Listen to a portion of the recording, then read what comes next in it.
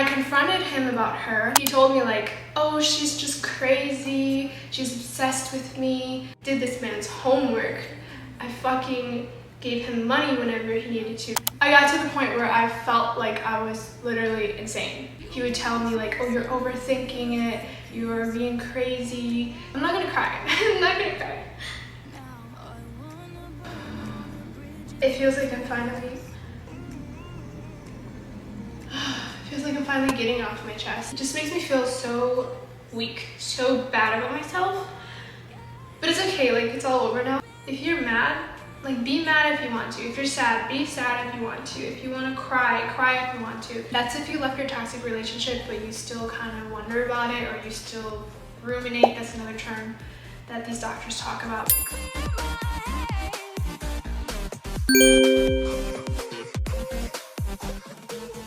Hi you guys, today is the day that we finally talk about my toxic relationship. I'm going to talk about a little bit of what happened in the relationship. I'm going to talk about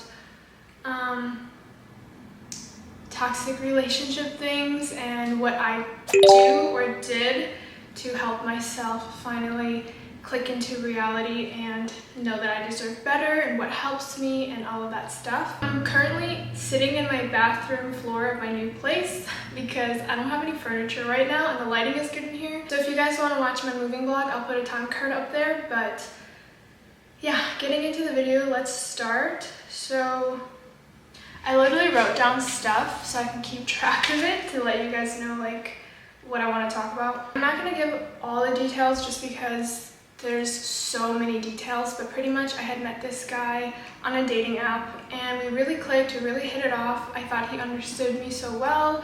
I wouldn't say that I was in love with him right away, but I definitely felt like we had a connection and I was super into him for sure. And anyways, we hit it off and everything. He knew about my past relationship because I was also in a physically and mentally abusive relationship prior to meeting him. Before I moved to California, and so he knew about all of that. And you guys, he still did me dirty. Let me tell you guys. So yeah, we were just kind of seeing each other and you know, like dating casually. At first we kind of did tell each other like, oh, we're not looking for anything serious, but then the relationship kind of got more serious as time went, and it was all very fast. It was very fast paced. Like 1 minute we're just dating casually and the next we were like telling each other like, oh, you know, I love you and stuff like that. And at this point we were still not in an official relationship, but he had told me verbally, like I had asked him if he's seeing anybody else, if he wants to see other people, and he would always reassure me and tell me, no, I'm not seeing anybody, I just want to be with you. You know, all this stuff, I love you, blah, blah, blah. But, you know, this went on for about, I don't know, like maybe a year, almost a year, maybe 6 to 7 months. This just back and forth, casually dating, but him telling me, oh, I'm not seeing anybody, I'm just with you, I love just you.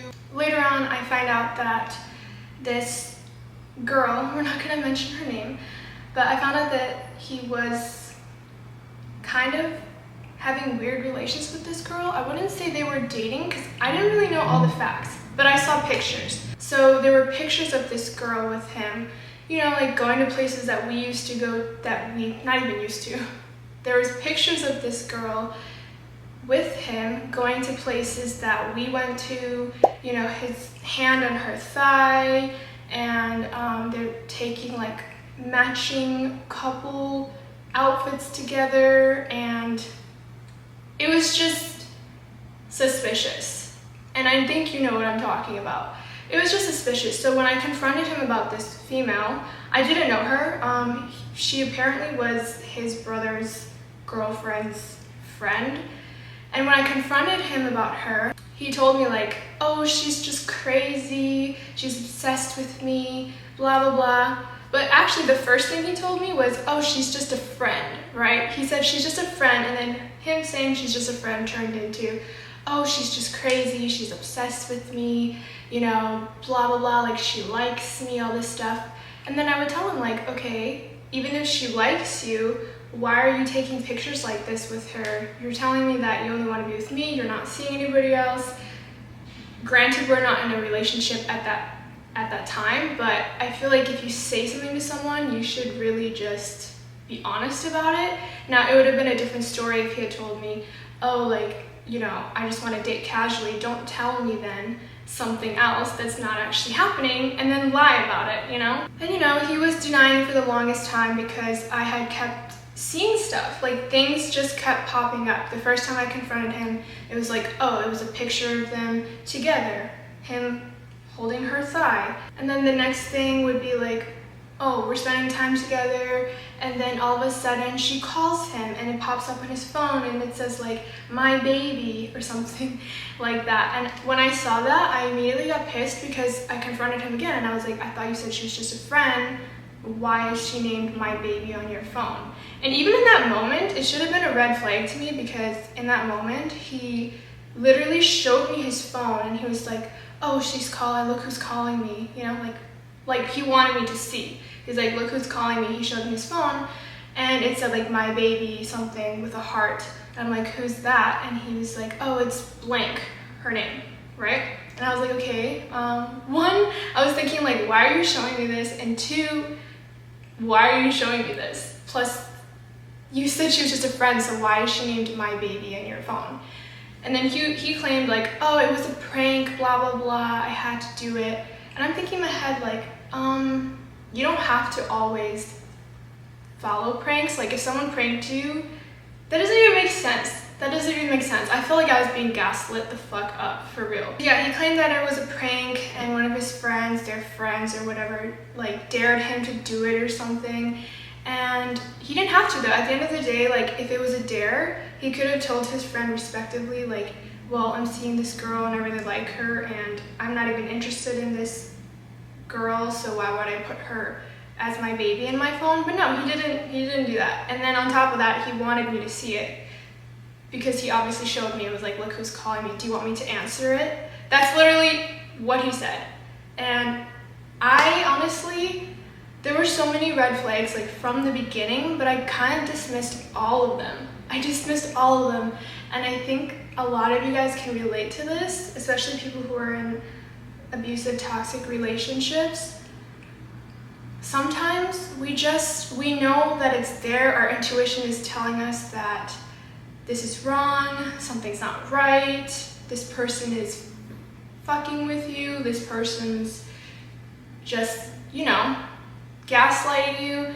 But for some reason, we just, you know, we listen to what they say, and, you know, and then in our head, it's like all jumbled. Like, I got to the point where I felt like I was literally insane.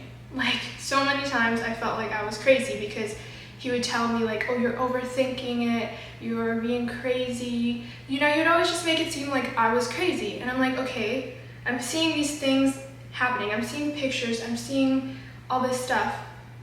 Am I crazy, or is this actually happening? I would literally question my reality because it just got to that point where I didn't even know what was real anymore. I didn't know what was happening. But moving on with the story, so with that girl, he also claimed that he wasn't living with her, because at one point I kind of suspected that she was living there, just because, I'm not gonna lie to you guys, yeah, I like went on her Instagram and like looked at her photos, and she was posting photos of them together, posting, you know, like a picture that she had gotten drawn, or a drawn picture of them together, like all like coupley and stuff, and all the pictures I told you guys about. That's why when I confronted him and I showed him, like I literally screenshot it and I showed him like, what's this? I thought you told me something else. You're telling me she's crazy and that she's obsessed with you, but she's posting stuff like you guys are a couple. Like, are you guys or not? Because if you guys are, then I don't want to keep seeing you. Plus, why are you making me promises then? And just to let you guys know, this whole story about this girl actually happened, I want to say like 5 to 6 months after me and this guy had already been seeing each other, and all the promises. I guess I can't really say promises, but all the verbal I love yous and you're the only one I'm seeing, all the lies pretty much. So we had already been seeing each other before this girl came into the picture, and I started finding out all this stuff. So yeah, at one point I went on Instagram because I saw that she had viewed my story. So she was looking at my stuff too, so I saw that she had viewed my story. I confronted him like for like the 5th or 6th fucking time. And yeah, he told me the same thing. He always told me the same thing. Oh, she's crazy. She's obsessed with me. Like he was some fucking miracle or something. And I fucking believed him. I believed him. I knew that my intuition was telling me that he's lying to me, and there's just no way, like in my opinion, there's no way a girl can be that crazy. Or maybe it does exist somewhere out there, but you can't deny the fact that even, let's say, if she was crazy, he was definitely leading her on, because why would he take pictures with his hand on her thigh and, you know, matching outfit photos and all that stuff? Like, obviously, if his theory that she was crazy was real, then he's not completely innocent in that at all either. But to be honest with you guys, I don't think that she was crazy, actually. I think later on, when things got more clear and I was able to really think about it, it didn't make sense to me. And I was, you know, I thought she was crazy at first. Like, I did believe him, like, oh, maybe she is crazy. Maybe she is obsessed with him. And I thought that she was the problem. But I think that's a lot of mistakes that people make, is that when their partner is unfaithful or untrustworthy, or someone they're seeing like is not trustful, they always think that it's the other woman or the other man, but sometimes it's actually just the person you're seeing. God knows is that the person you're seeing or the person you're with in a relationship, he or she could be telling that other person the same thing that he's telling you. Maybe he's telling him or her that you're crazy and that you're obsessed with him.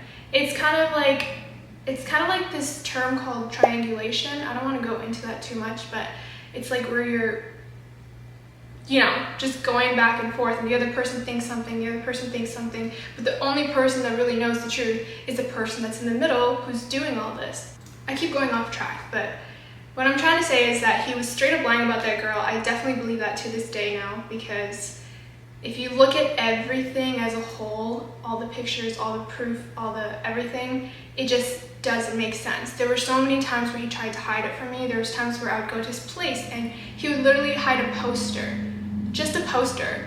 You know what I mean? And I remember one time I went to his place and he always had this poster by his door, and you know, people would write stuff on it. And you know, when I got to the place, he told me to wait in the living room. He was like, "Oh, can you wait in the living room? I just want to like tidy up some stuff in my room." And I already kind of thought like, okay, you know, but I let him do his thing. You know, everything seems normal for a little bit. Then later on in the night, I get cold and I always wear his clothes, so I go in the closet and try to find a sweater to wear. And I find this poster and it's like upside down. He didn't even really hide it that well. And it literally had written on there like that girl's name plus with a heart, like forever, and it said like some stuff like, "Oh, I love you each day more and more," something like that. And I obviously confronted him about it, which obviously never does anything, because every time I confront him about it, he just got really defensive, which is also a red flag. He got really defensive. He got, you know, he would tell me the same thing, like just the same fucking story, like, "Oh, she's crazy, blah blah blah. You're crazy, you're overthinking, it's nothing, blah, blah, blah." Like, literally just gaslight me, literally. And, you know, I just kept going with it. But yeah, this girl was, I don't want to say she was a problem, because like I said, the problem was him, actually, at the end of the day, not even her. He was the problem. But this girl, this thing between all three of us was going on for about 5 months, you know? And the last straw for me really was when I found out that she was living with him. Because let's just say I found out that she was living with him because, like I said, she was looking at my shit, I was looking at her shit. So I saw that she had posted a picture of herself, like a selfie, on his bed. And so I texted it to him and I was like, is she living with you? And why is she on your bed, you know? And he just told me, "No, she's not living with me. I'm not living with her. You know, the same story that I already said millions of times. The whole you're crazy thing, she's crazy thing, gaslighting. That's when I really started to think that there was definitely more going on and that I was not crazy, because after that it kind of just went downhill from that. Although it started going downhill probably from the beginning, if I want to be honest. But yeah, after that, you know, initially I did believe him again, and I was like, oh, okay, because I didn't really have proof that she was living with him. I mean, she just posted a picture in his bed, which is to some people enough, but for me, I was just so in love with this guy.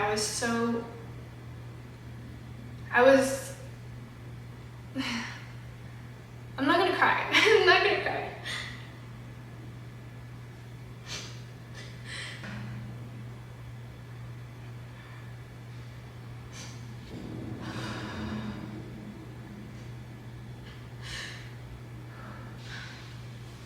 I'm sorry, you guys. I really did not want to cry in this video.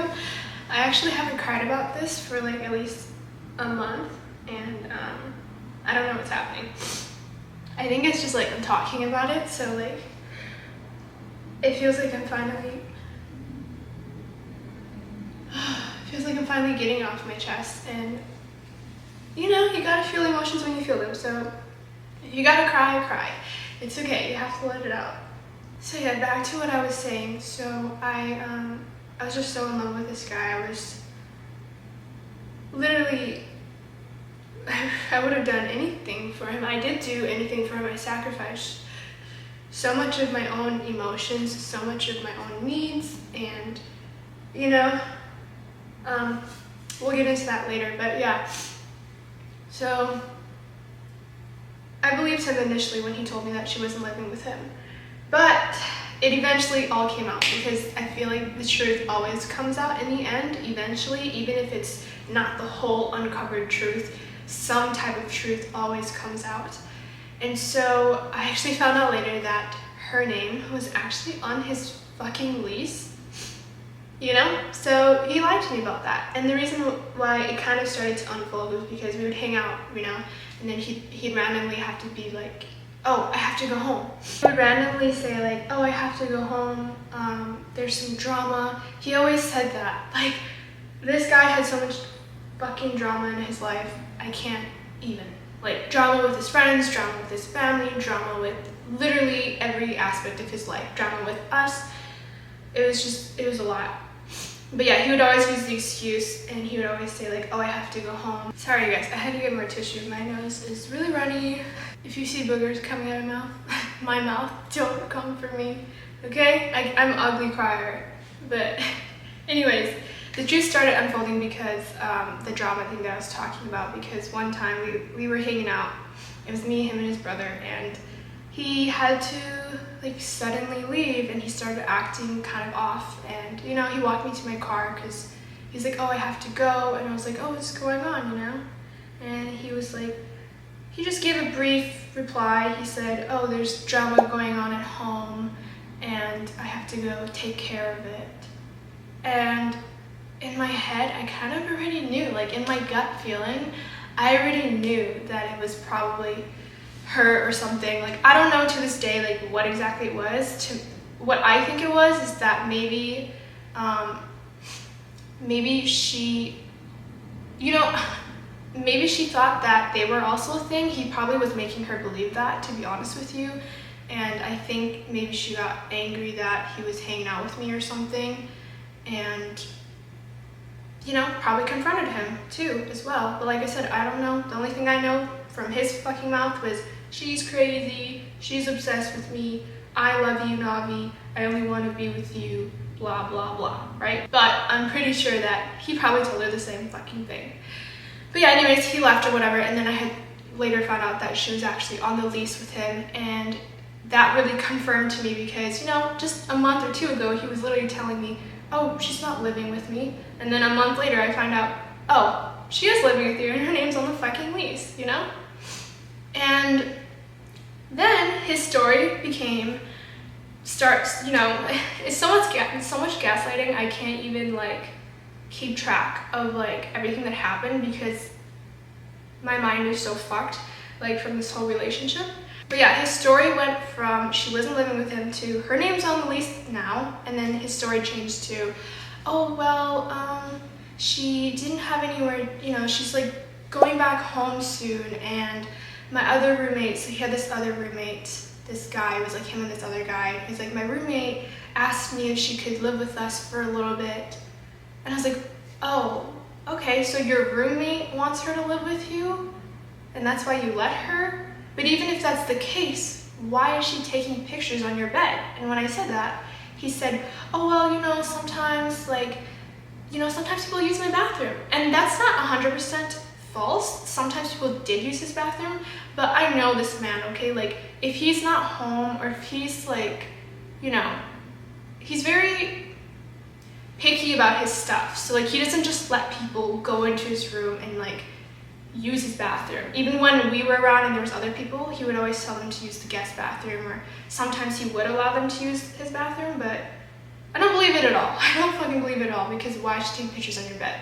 Like, I don't know if she did that on purpose because she wanted me to see it or whatever. At this point, it doesn't matter. Anyways, the whole point is that he claimed that his roommate is the reason why she was living with them, and he couldn't say no to his roommate.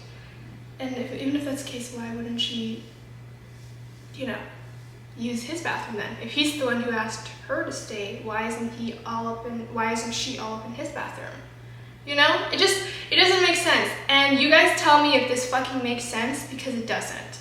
Like, what would normal people think? People who are fucking in their right mind, you know? Because at the time, I was not in my right mind. At that point, we were already seeing each other for 6 to 8 months, and my fucking, like, I was not in a good state of mind. Not to mention, I had just gotten out of a abusive, toxic relationship right before I met him, which was a mistake, which we're going to talk about later. But yeah, I did not give myself time enough to heal. So then when I met him and it was like all this love bombing, I was just like, oh my god, wow, he's amazing. He's like, he understands me so well. There's such a connection. He's my soulmate. Yeah, no. I just kept believing him and giving him chances and giving him chances. And it's a funny thing because I gave him so many chances, so many, and he would always tell me the opposite, that I wasn't giving him any chances, and that was the crazy one. That was what really ended it for me the first time. And I say the first time because if y'all know anything about abusive, toxic relationships, you get pulled back in sometimes. Sometimes people will do the right thing and they'll just leave the first time, which is good for you. I would recommend that actually, if you can. But I know that it's harder said than done sometimes, especially for those of you who are actually married to someone who's toxic, or in a relation, you know, like in a marriage, or have kids with someone. It's a lot easier said than done. And honestly, I used to be one of those people who, before I even started dating, I would always say like, oh, I'm never gonna be in a toxic relationship. Those women are so stupid. Why don't they just leave? Like, he obviously treats her like shit and she doesn't deserve it, so why doesn't she just leave? I'm not gonna be in one of those. Yeah, well, karma got me back. Karma got me because I said that, and then I went through a string of toxic relationships. So never say that to someone. Don't tell them to just, why don't you just leave? Like, it's a lot deeper than people think, and it's a lot, okay? And sometimes when we're not, you know, we have to admit it, sometimes when we're not healthy emotionally, we sometimes let that happen to us, even though we know that we deserve better. We just, I don't know, for some reason, like, whether it's childhood issues or whatever, which I have those too, but just, I would say that if you know someone who's in a toxic relationship, just be patient with them, educate them. We're gonna talk about it later, what you guys can do to help yourselves or to help other people maybe. But let's just finish the story first, the backstory at least, of why this was so toxic. After I officially found out that that girl was living with him, she was on the lease, all that shit, plus all the pictures prior to that, all the love notes, whatever, you know, even him letting her wear my hairbands around her wrist. I mean, who knows? We probably wore his clothes at the same time. It's just, thinking on it, it honestly disgusts me now. I finally told him like, hey, like, I'm not gonna do this triangle with you between you, me, and her. You told me that you love me, that you want to be with just me, you're seeing just me, but I'm seeing the opposite, and now I know that she's for sure on the lease, and I know that you for sure lied to me. Like, I'm done. I was like, I'm done. I don't want to be a part of this anymore. Like, she can honestly have you, because I'm not doing this. I'm not going to compete for someone's love, or I was technically competing for his love, if you think about it, but I'm not going to do that. And especially, I'm not going to do that anymore. And I told him, I was like, I'm done. I'm fucking done. I don't want to be a part of this. Like, leave me the fuck out of it. Just go be with her.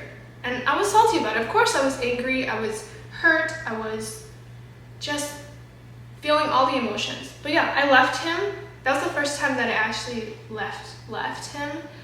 And then, you know, I don't know how much time went by, but a very short amount of time, maybe a month or a month and a few weeks.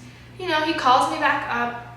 You know, I had him blocked at this point too, because when I'm done with a toxic relationship, the easiest way is to just get away from it. And so that's my route. We'll talk about that later too, but I blocked him. So he had called me no caller ID multiple times, and my stupid ass picked up, and you know, he was like, oh, I miss you. I want to talk to you. Like, can you just like meet up with me and just talk just for like, you know, just for like a few minutes, you know? And at first I said no. I was like, no, I don't think that's a good idea. And, you know, like, I don't want to. But, you know, the longer I was with him on the phone, the more I started like feeling that fucking trauma bond. And I was like, oh, you know, maybe you should give him another chance. Maybe you should just talk to him, see how it goes, you know, maybe just, I was too fucking nice, period. But yeah, eventually I ended up caving, and I said, yeah, like, okay, fine, like, we can talk for a little bit. And so, you know, we met up. This was around the time of my birthday too. Actually, the day he called me no caller ID multiple times, that was actually on my birthday. That was back in 2019, I believe. That was on my birthday. And my whole birthday was ruined. I was also drunk at the time, having fun with my friends, and I was an emotional wreck. Like, after he called me, I couldn't even have fun anymore. I was just thinking about it then. But then he had called me the next morning again. He called me multiple times, but the next morning was when I really talked to him, and where he was like, oh, can we meet up, blah, blah, blah. And so I said yes. So like about 1 or 2 days after my birthday, after the call, I met up with him, and he came to my place, and he was just telling me all the nice things, right? Because if you know anything about toxic people, they're really, really good at telling you all the things you want to hear. And so he was just telling me, like, I love you, I don't want to be without you, saying things I heard for so long. I actually told him initially when he talked to me, I was trying to stay strong and say no, you know? And he had proposed that we should get into a relationship, like boyfriend and girlfriend, to finally be official, right? After all that shit that happened. And I initially told him no. I said, I don't think it's a good idea. Like, I honestly don't trust you, because who in their right mind would fucking trust someone after all the shit that I just talked about? Like, who? Tell me one fucking person. Like, tell me why you're even entitled to my trust at that point, to be honest with you. But yeah, initially I said no, because I said I can't trust you, and I just don't think it will work out, because what if I never trust you? You know? And he was like, I'll make you trust me, and you know, like, we'll just try, and like, I'll get your trust back. And I told him, I was like, well, I don't know how long that's gonna take, you know? It could take me a month, maybe it'll take me a month, maybe it takes me a year, maybe it takes me 2 years to trust you, maybe I never trust you. I can't tell you if I'm gonna trust you and you still wanna be in a relationship with me. Like, I can't give you an official, like, oh yes, eventually I'm gonna trust you, because I honestly don't even know. Like, it just depends on what happens. And for me, personally, when someone loses my trust, it's really hard to gain it back. And I think that's for most people. I feel like for me, it's just like, once you lose my trust, it is possible to gain it back, but you literally have to do every single thing you can for me to trust you again. Technically a deal breaker, but it obviously wasn't deal breaker enough because I was in a relationship with this man for 2.5 years after that, or technically not 2 years, because 2019 we made it official and then we just broke up like a month ago, so I don't know how long that is. Oh, that is like 2.5 years almost. I can't do math, but pretty much, yeah, moving on. So yeah, I told him that I don't think it's a good idea and stuff like that, and I said, it might take me 2 to 3 years to trust you, or maybe even longer, or maybe never, I don't know, are you still okay with that? And he replied, his words, doesn't matter how long it takes you, like, as long as it takes, however long it takes you to trust me, like, I will get through it with you, kind of thing. And I said, are you sure though?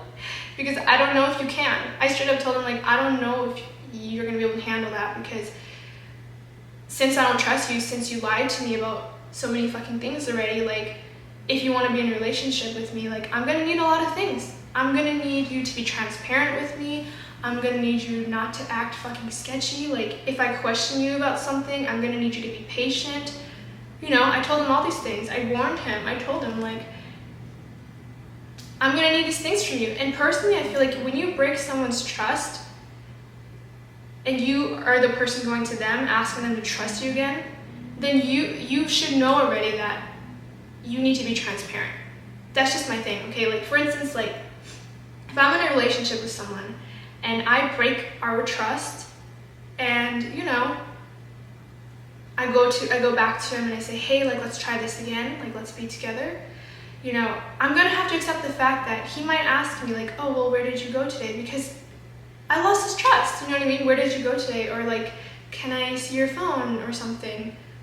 And if I'm the one choosing to be with him and I'm the one who cheated or broke his trust, I wouldn't have a problem showing him. Because if I'm genuine, like, if I actually am genuine in fixing our relationship, gaining his trust, I would do everything in my power to gain it. Although I've never had a problem with it in general, not breaking trust or not, but whenever I'm with someone, like, they're on my phone all the time, I have nothing to hide. Literally, I'm an open fucking book. Like, you wanna go on my phone? Sure, cool. You wanna ask me where I am? I never am defensive about it. I'm just like, oh yeah, I went here, I did this, I did that. You know what I mean? But the one red flag you guys really need to look out for is when people get too defensive or always defensive to the point where it's like too much. So we had a chat about all of that, about the trust issue, about all the things that I might ask him, because I did tell him, well, I told him, I was like, I might ask you a lot of questions and I know that bothers you, so like, and he was okay with everything. He was like, yeah, yes, you can ask me questions, yes, you can do this. And I told him straight up, I'm gonna wanna know everything that happened with that girl. Like, I wanna know the truth, which of course, let's be honest, he probably never gave me the actual full truth. But I'm gonna wanna know all of that, and I'm gonna need to see action,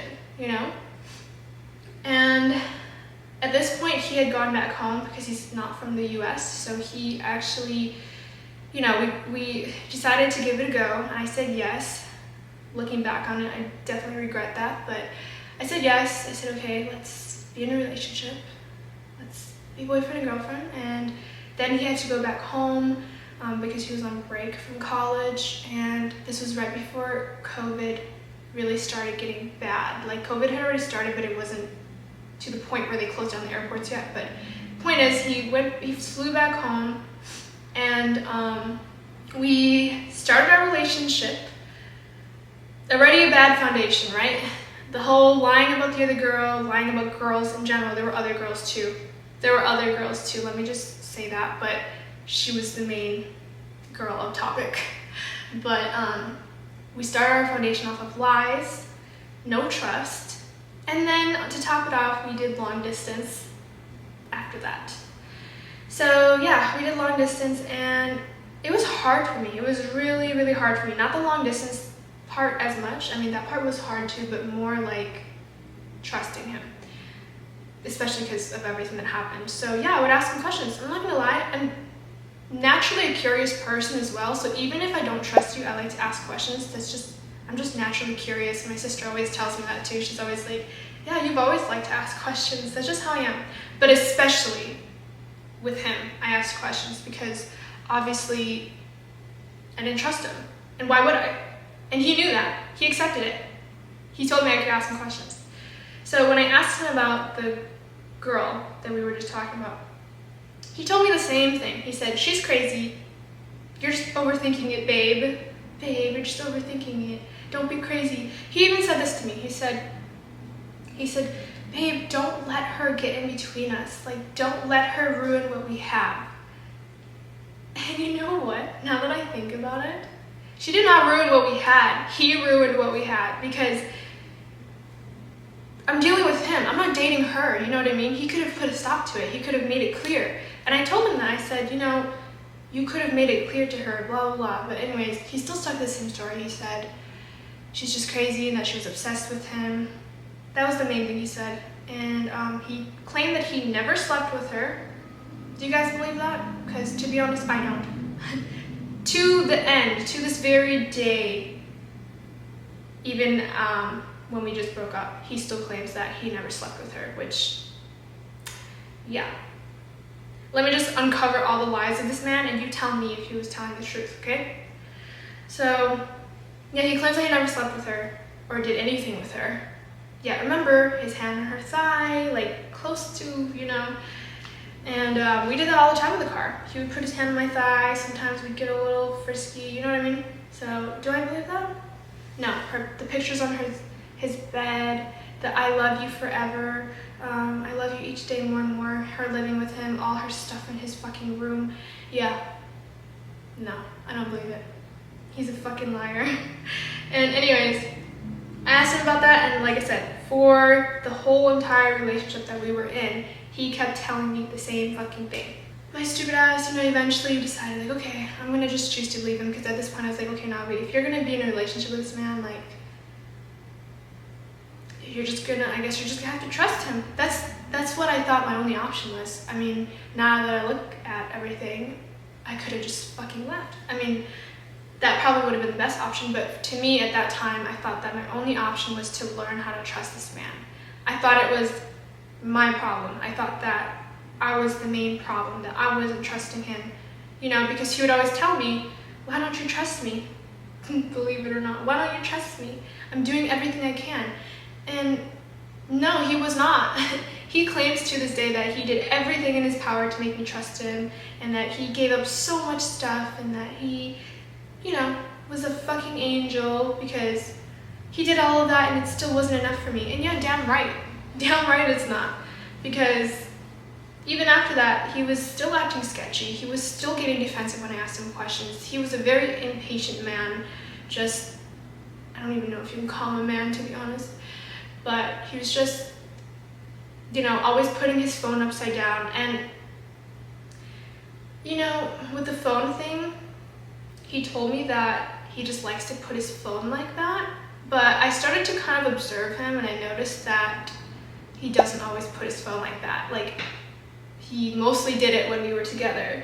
And I just feel like, okay, if that was already who you are, like, then it wouldn't be so odd. But if that behavior changes, it's not consistent, then of course it's gonna be weird to me. Like, if I'm a person that always puts my phone upside down, and you know, like, I've always done that since the day we met, you know, then that's probably just maybe part of who I am. Some people might still think it's a little suspicious behavior, but to me, it was suspicious because he was always really secretive with his phone. And when I say secretive, I mean, like, you know what I mean? Like, anytime I would, like, just even look over, like, he was always just, you know, when someone asks for their phone, like, they're like, oh, like, texting secretly, and like, oh, put my phone here so you can't see it. Oh, I'm getting a call, I have to go to the other room every single time. Yeah, he was still doing all that. And so, you know, eventually I confronted him about that too. The point is, there were so many fucking issues in the fucking relationship. And can I say that he didn't try at all? No, I can't say that. He did try at certain times and points in a relationship, but was it consistent? No. I can confidently say that no, it was not consistent. His behavior was up and down, like, sometimes good, sometimes really bad. It's just a fucking roller coaster. Our relationship, the long distance part, we did long distance for about 8 or 9 months because that was when COVID got really bad and they closed down the airports and you couldn't come back home. So that was tough because the trust, and then long distance is already hard enough as it is. And we literally broke up again right before he got back. I don't remember what it was about, but I can guarantee you it was about trust, and just our relationship was toxic. I was crying literally every fucking day, and he was mad all the fucking time, and I just felt fucking crazy all the fucking time. I felt like I was insane, and it just wasn't good. So we ended up breaking up again, and then, you know, I was the one, I'm ashamed to say this, but the second time after we broke up, I think I was the one who reached out to him and said like, hey, like, can we talk and stuff? Which fucking not me, like, I just feel so stupid for doing that, to be honest with you guys. Every time that I've ever been a fucking doormat and been the one to go to him,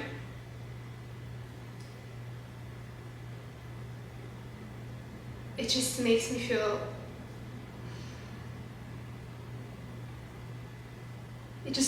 so weak, so bad about myself.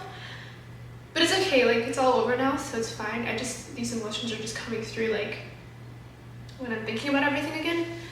I'm sorry guys, there's too much crying in this video, way more crying than I thought. I honestly thought that I wouldn't cry at all, because I thought I was fine now. But yeah, the second time we broke up, I went to him and I wanted to talk, and I told him, this is like one of my lowest times, but wait till later, it wasn't even my lowest point. Like, I've never gone lower with a person than I ever have. Like, even in my other toxic relationship, I've never been to this point where I was so fucking low.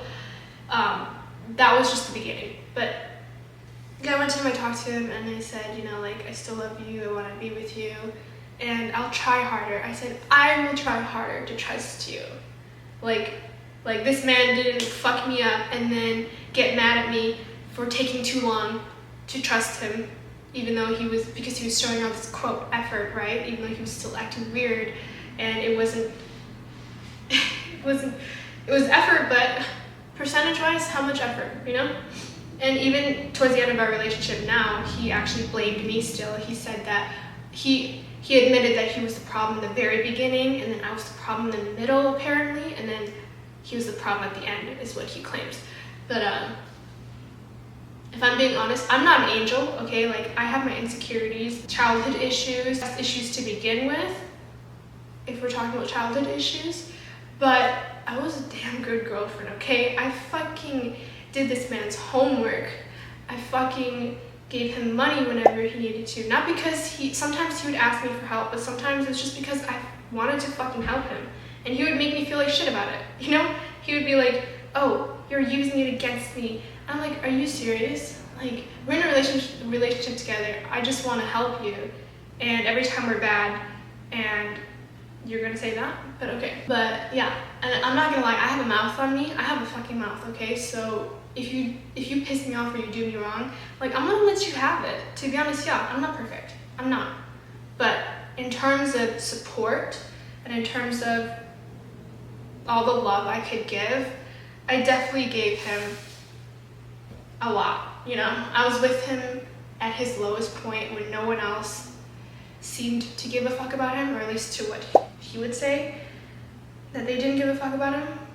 I gave him so many chances. I was always fucking there for him. No matter what the fuck he did to me, no matter how angry I got about it, no matter what I said about it, about being angry or how I reacted, I still did everything possible in my fucking power to make it work with this man. But yeah, point is, I went back to him and I asked him if we could still be together, and he eventually said yes. And then it was up to me at that point. It was up to me, apparently. apparently at that point, to learn how to trust him, because I was too crazy, apparently, you know. And so I still tried, and it was still hard. And I think for me, I think it was hard because I wasn't seeing what needs to be seen to gain trust. And let me explain that more in detail. So we got back together. Like I said, he was still being weird with his phone. He was still just lying to me. Now I see it clearly, but at the time, I just really thought it was me, you know? I thought it was me. I was always finding girls' items in his room, like fucking blonde hairs in his room, and I was just finding like all these things, and it would make me question all over again, because one minute, you know, for 1 week would be good, and then I'd be like, oh yay, like this is good behavior for, you know, our relationship. It's good, it's healthy, we're doing so good. And then bam, find a girl's item. Then I'd question it all over again. It would fuck me up all over again. And then I'd be like, confront him. Tells me I'm crazy. Tells me I'm overthinking it. Tells me, why don't I trust him? You know, it somehow flips. He tells me, why are you always playing the victim? Like, okay, I find this, I confront you about it, and I'm sad or crying about it, I'm confused, and I'm apparently playing the victim. Okay, this was also around the time when the Tinder glitch happened. And by Tinder glitch, let me tell you guys. So I was at his place one time, and you know, because I would spend a lot of my nights over there. I mean, to be honest with you guys, I was with him a lot. I'm the type of person where if I'm in a relationship, I'm not gonna lie, it's unhealthy, but I like to be with my partner as much as I can. But anyways, I was at his place, I had spent the night, a couple nights, and we woke up one afternoon, and you know, he's on his phone, I'm on my phone, and then at this point, I saw his phone pop up, like while he was using it, he was trying to show me something, and I saw something pop up. You know when you get notifications, I saw something that said, oh, new message from Tinder. Literally, new message from Tinder is what it said. I, of course, flipped out immediately. I'm not gonna lie, I flipped out immediately. This was like after we got back together, like after we did this long distance thing, blah, blah, blah, like, and then we were in a relationship, on and off relationship. And at this time we were on, right? And I flipped out right away, and I'm not gonna lie, I was like, what the fuck is that? I was like, what the fuck is that just popped up on your phone? You know, and at this point he was being like he's holding on to his phone for fucking dear life, and I was trying to see it. I'm not gonna lie, I was trying to see it, and I was like, that literally just said that you got a message from Tinder, you know? And I was like, let me see it, you know? And so when I said, let me see it, I went to like grab his phone, or like, I didn't actually grab his phone, but like he was holding it, and then I was like, let me see it, like I was tapping on it, like let me see what was just on your phone. As soon as I touched his phone, or I tapped it like that, he got so fucking mad. Like, he got so mad, and he was like, I'm not gonna fucking show you, and like he was just fucking yelling and screaming at me, and then he like whacked his arm like this, and it hit me in my arm, and at that point, that was the first time that he ever hit me. He claims that it was an accident, but he obviously didn't want me to see his phone. He got to the point where he wanted to like hit me so I couldn't touch it, you know what I mean? Not like push me away, but because he literally hit me. And so my arm actually hurt for a little bit. It wasn't like a soft hit, it was like bam, you know, like you were whacking someone. And so at that point I was really stunned. I was just thinking in my head like, oh my god, did he just fucking hit me? That's literally what I thought in my head, and I was just like, I didn't even know what to think. I felt like time froze at that moment. And as soon as he hit me, like I just got up, and I like went to the bathroom. I literally cried on the bathroom floor for a while, and then I was actually working still too, because I work from home, and like I can't tell you how many days I missed, but let's not get off track. So that was like another time where I decided to break up with him, because I literally just couldn't believe it. I just was like, did he just fucking hit me? Like, okay, yeah, he didn't punch me in the face, whatever. He didn't do all that stuff, but there's a saying that I want you guys to know. It's like a saying from a movie that says like, before they hit you, they hit near you. It's actually from this, I don't remember what the movie is called, but it's a really good movie. It's about this girl who's in an abusive, toxic relationship, and she says it like she goes to a women's shelter, and like this is what they tell her and stuff, but it goes like, before they hit you, they hit near you. So before that, every time he would get mad, he would always like kick the door or like punch the wall or like break other things, you know? And then that eventually progressed to, oh, he hit me in the arm. And that was the only time he actually hit me. He stopped after that. That was the only time in our relationship where he actually physically hit me. But yeah, that should have been enough, to be honest. But yeah, what was going through my mind at the time was, I literally was just like, wow, did he just hit me? I was stunned. I was mad, I was angry, I was sad, I was thinking about so much stuff. I was also thinking like, it kind of triggered me, to be honest, to my relationship before him, because in that other relationship, my other ex, he was really like abusive to me. I wouldn't say it was the worst. I feel like there's people who have been in worse, but I would say that, you know, there was one time with my other ex where he had gotten so drunk, and then I went over to try to talk to him, which you should never try to do. I feel like the best option is just walk away, but I can't.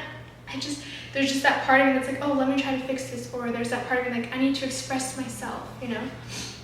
And so with my other ex, like, he literally had like choked me, and he actually punched me in the face. I felt like my tooth was chipped. I actually have pictures from when that happened, which I never actually talked about. That's a whole nother story, because I was so scared to talk about it for the longest time, because his dad asked me not to. And let me just tell you guys, don't be scared to talk about what happened to you, okay? Like, this is what happened to you, and you want to talk about it. You want to, you know, give yourself a voice, give other people a voice. There's so many people who are in toxic relationships, and sometimes they go to YouTube. I know for me especially, like, when I was going through all these toxic relationships, I definitely went to YouTube to try to like find if there was somebody who could relate to me, or to literally see if I was crazy, you know? Like, don't be scared to tell your story, okay? And just because they tell you not to, or just because they're gonna say that you're crazy and stuff like this, they're already saying it, you know? They're already saying it. So if you want to tell your story, tell your story. If they want to tell theirs, they're more than welcome to fucking make a YouTube video or tell the whole world about it if they want to. Tell their friends, their family. I don't care. I don't care. Go ahead and do it. I don't care. I'm just telling my story, what happened to me. But pretty much it triggered me to that other relationship where I literally, in the relationship before that I was with before him, I literally at one point thought, oh my god, I could die and I wouldn't even care. I literally have never felt that way in my life. I've never been suicidal. It wasn't like I was suicidal where I was like, okay, I'm gonna hurt myself, I'm gonna kill myself or something like that. I can't claim to relate to people who feel that way. I can't claim to relate to that, but I can say that that's something that went through my head in my other relationship. I literally said in my head to myself, I could literally die, meaning of like, oh, if he kills me one day, or if I die randomly somehow, like, I wouldn't care. Like, that's how I felt. I don't know. But yeah, it triggered me to that, and I literally was just on the bathroom floor. What happened with my most recent ex, when he hit me in the arm, triggered me to that point where I was literally on the bathroom floor crying, not only because of the situation that just happened, but also like it triggered me to think about myself. It triggered me to think like, what the fuck am I doing? It triggered me to question my reality, my intuition. It made me feel like shit.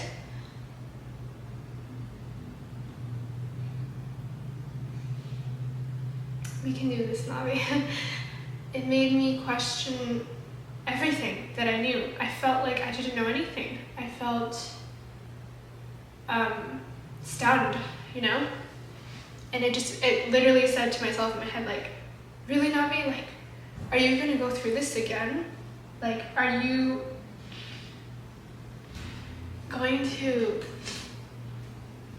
you were already in a toxic relationship, an abusive relationship, and now you're doing it again.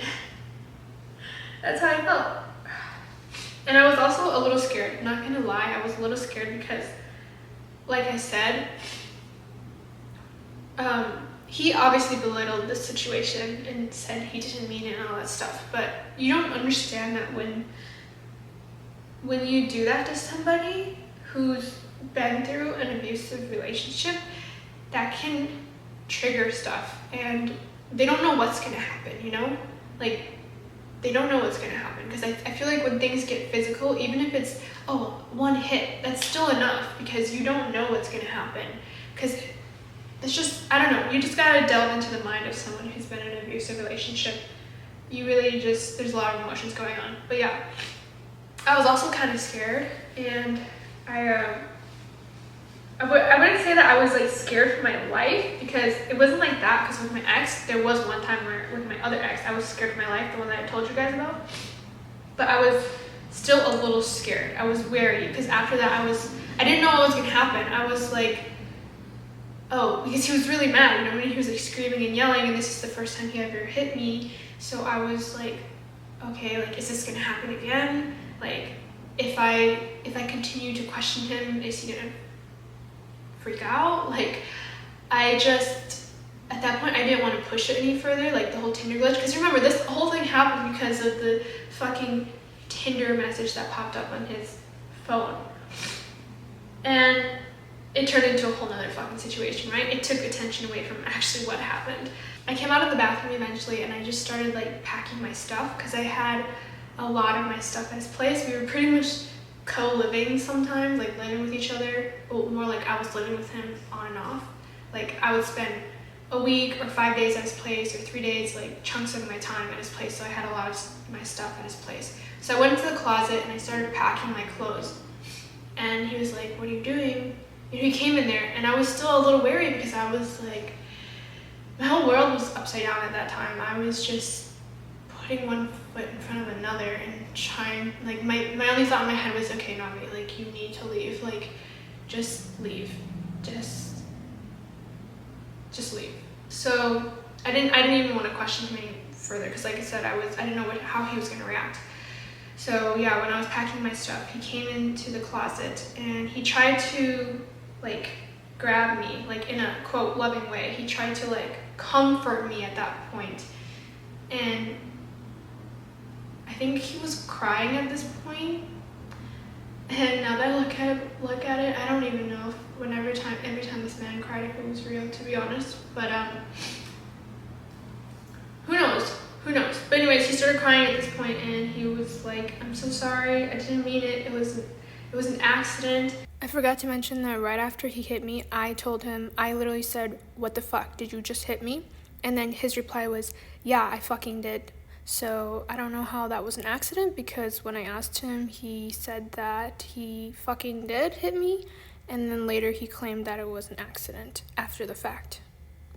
And I told him, I looked him in the eye, and I was like, "You literally hit me in the arm. My arm actually hurts, and like, you know what I've been through, and you literally just hit me." Not to mention, we didn't even talk about the whole Tinder issue yet, which we'll get to later, but I don't know, he just profusely apologized, and he was very apologetic. Can I say it was sincere? I don't know, I can't really answer that. I guess I can't really say yes or no. I don't know, but do I think it was? Do I think it was, personally? Looking back on it, obviously not, because why would we be here then? Why would we have ended up like this if he was sincere about it? I feel like when someone is sincere about something, they don't just say it a million times to you, but they actually just show action and never do whatever bad thing that they did again, or never, you know, like, people aren't perfect, so you're always going to have like little arguments with your significant other, but to the point that we were having, that was not healthy. My point is, like, if he was sincere about it, I don't think he would have continued to do all the other stuff that he did after that. I didn't really accept his apology. I kind of just wanted to leave, so I told him, like, you know what, like, I'm just gonna go home and, you know, I don't remember if we broke up again. We broke up so many fucking times. I don't even know. It was like so on and off. But when I questioned him about it later, he told me that it was a Tinder glitch. This man said it was a Tinder glitch, you guys. Is that a fucking thing? Because I don't think it is. So when things worked itself later, we obviously stayed together because I don't fucking know why. We did. I decided to still stay with him after that, or at least get back together with him. And so when we talked about it later, he claimed that it was a Tinder glitch. That's the words he used, Tinder glitch. He said that he emailed Tinder and apparently, I don't know, like they didn't delete his account or whatever and he was getting messages on it. Am I fucking crazy or what? Because he made me feel like I was crazy, right? Because he was like, it's a Tinder glitch, it wasn't anything, and I was like, I just wasn't believing it. I was like still questioning. I was like, what's a Tinder glitch? Is that even a thing? And then he'd be like, don't overthink it, like you're being too much, you know? And I even asked my friend, I was like, has this been happening to other people? Like, are other people getting Tinder glitches? Because I never had that happen to me when I was single and I had Tinder. Like, you guys tell me, like, do you guys think the Tinder glitch is a real thing? Whatever. He claimed that it was a Tinder glitch or whatever. So anyways, that happened. There's so many things that happened. So many things. I don't think a video would even tell you everything that happened. He also used to criticize stuff that I wore. So sometimes I tend to wear a little bit more flashy type of clothing. I just dress like that sometimes, and he didn't like it. There was one time where we had to go get his COVID vaccine, and it was during fasting. So this guy, just to give you, I guess I didn't tell you guys before, I don't want to give you too much information about him because originally I did kind of want to be petty and just like air all this shit out, and like, but at the same time, like, I decided not to do that because I was like, you know what, like, I'm just gonna tell my side of the story and whatever. Like, I'm not God, so like whatever happens to him after that. Like, I don't care if it's good or bad, like I just don't want to be a part of it. But he was Arab, so he was fasting at the time, and you know, so he was fasting at the time, and we had to go get his COVID vaccine because we had scheduled it for that day, and he was just in a bad mood, to be honest with you. So I had called him. I literally took off like a couple hours of work to go with him.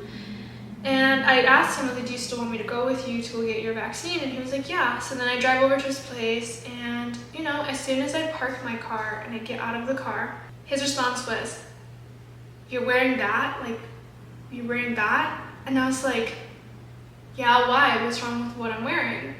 You know? And let me tell you guys, okay? I wasn't wearing anything flashy. So like I said, I like to wear flashy stuff sometimes, but for the sake of him, because I knew that he was fasting, and I knew that he wasn't even supposed to see me, you know? I mean, I don't know much about the Islam culture, so I don't want to say anything that's not true, but from what he told me is that he is not allowed to see women until he breaks his fast. And even if he does, obviously, like, you know, sex and all that stuff is not allowed.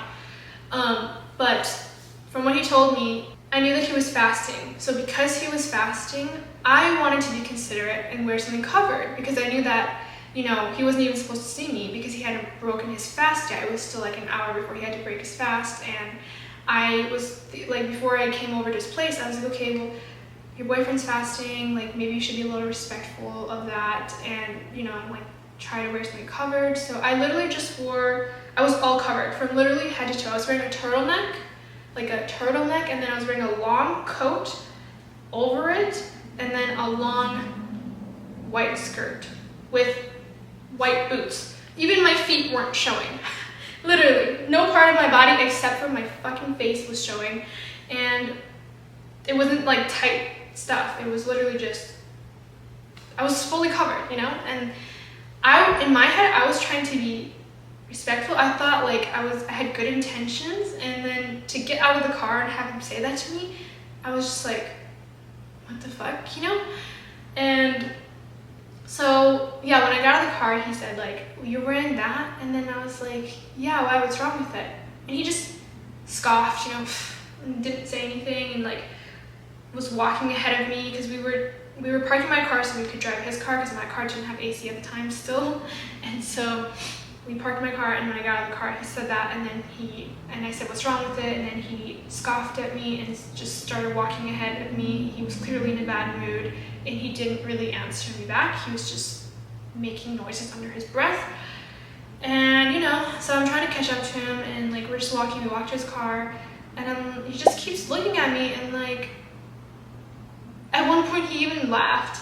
This fucking man laughed at me, literally. And when we got in the car, you know, I was just like, what's wrong with what I'm wearing, you know?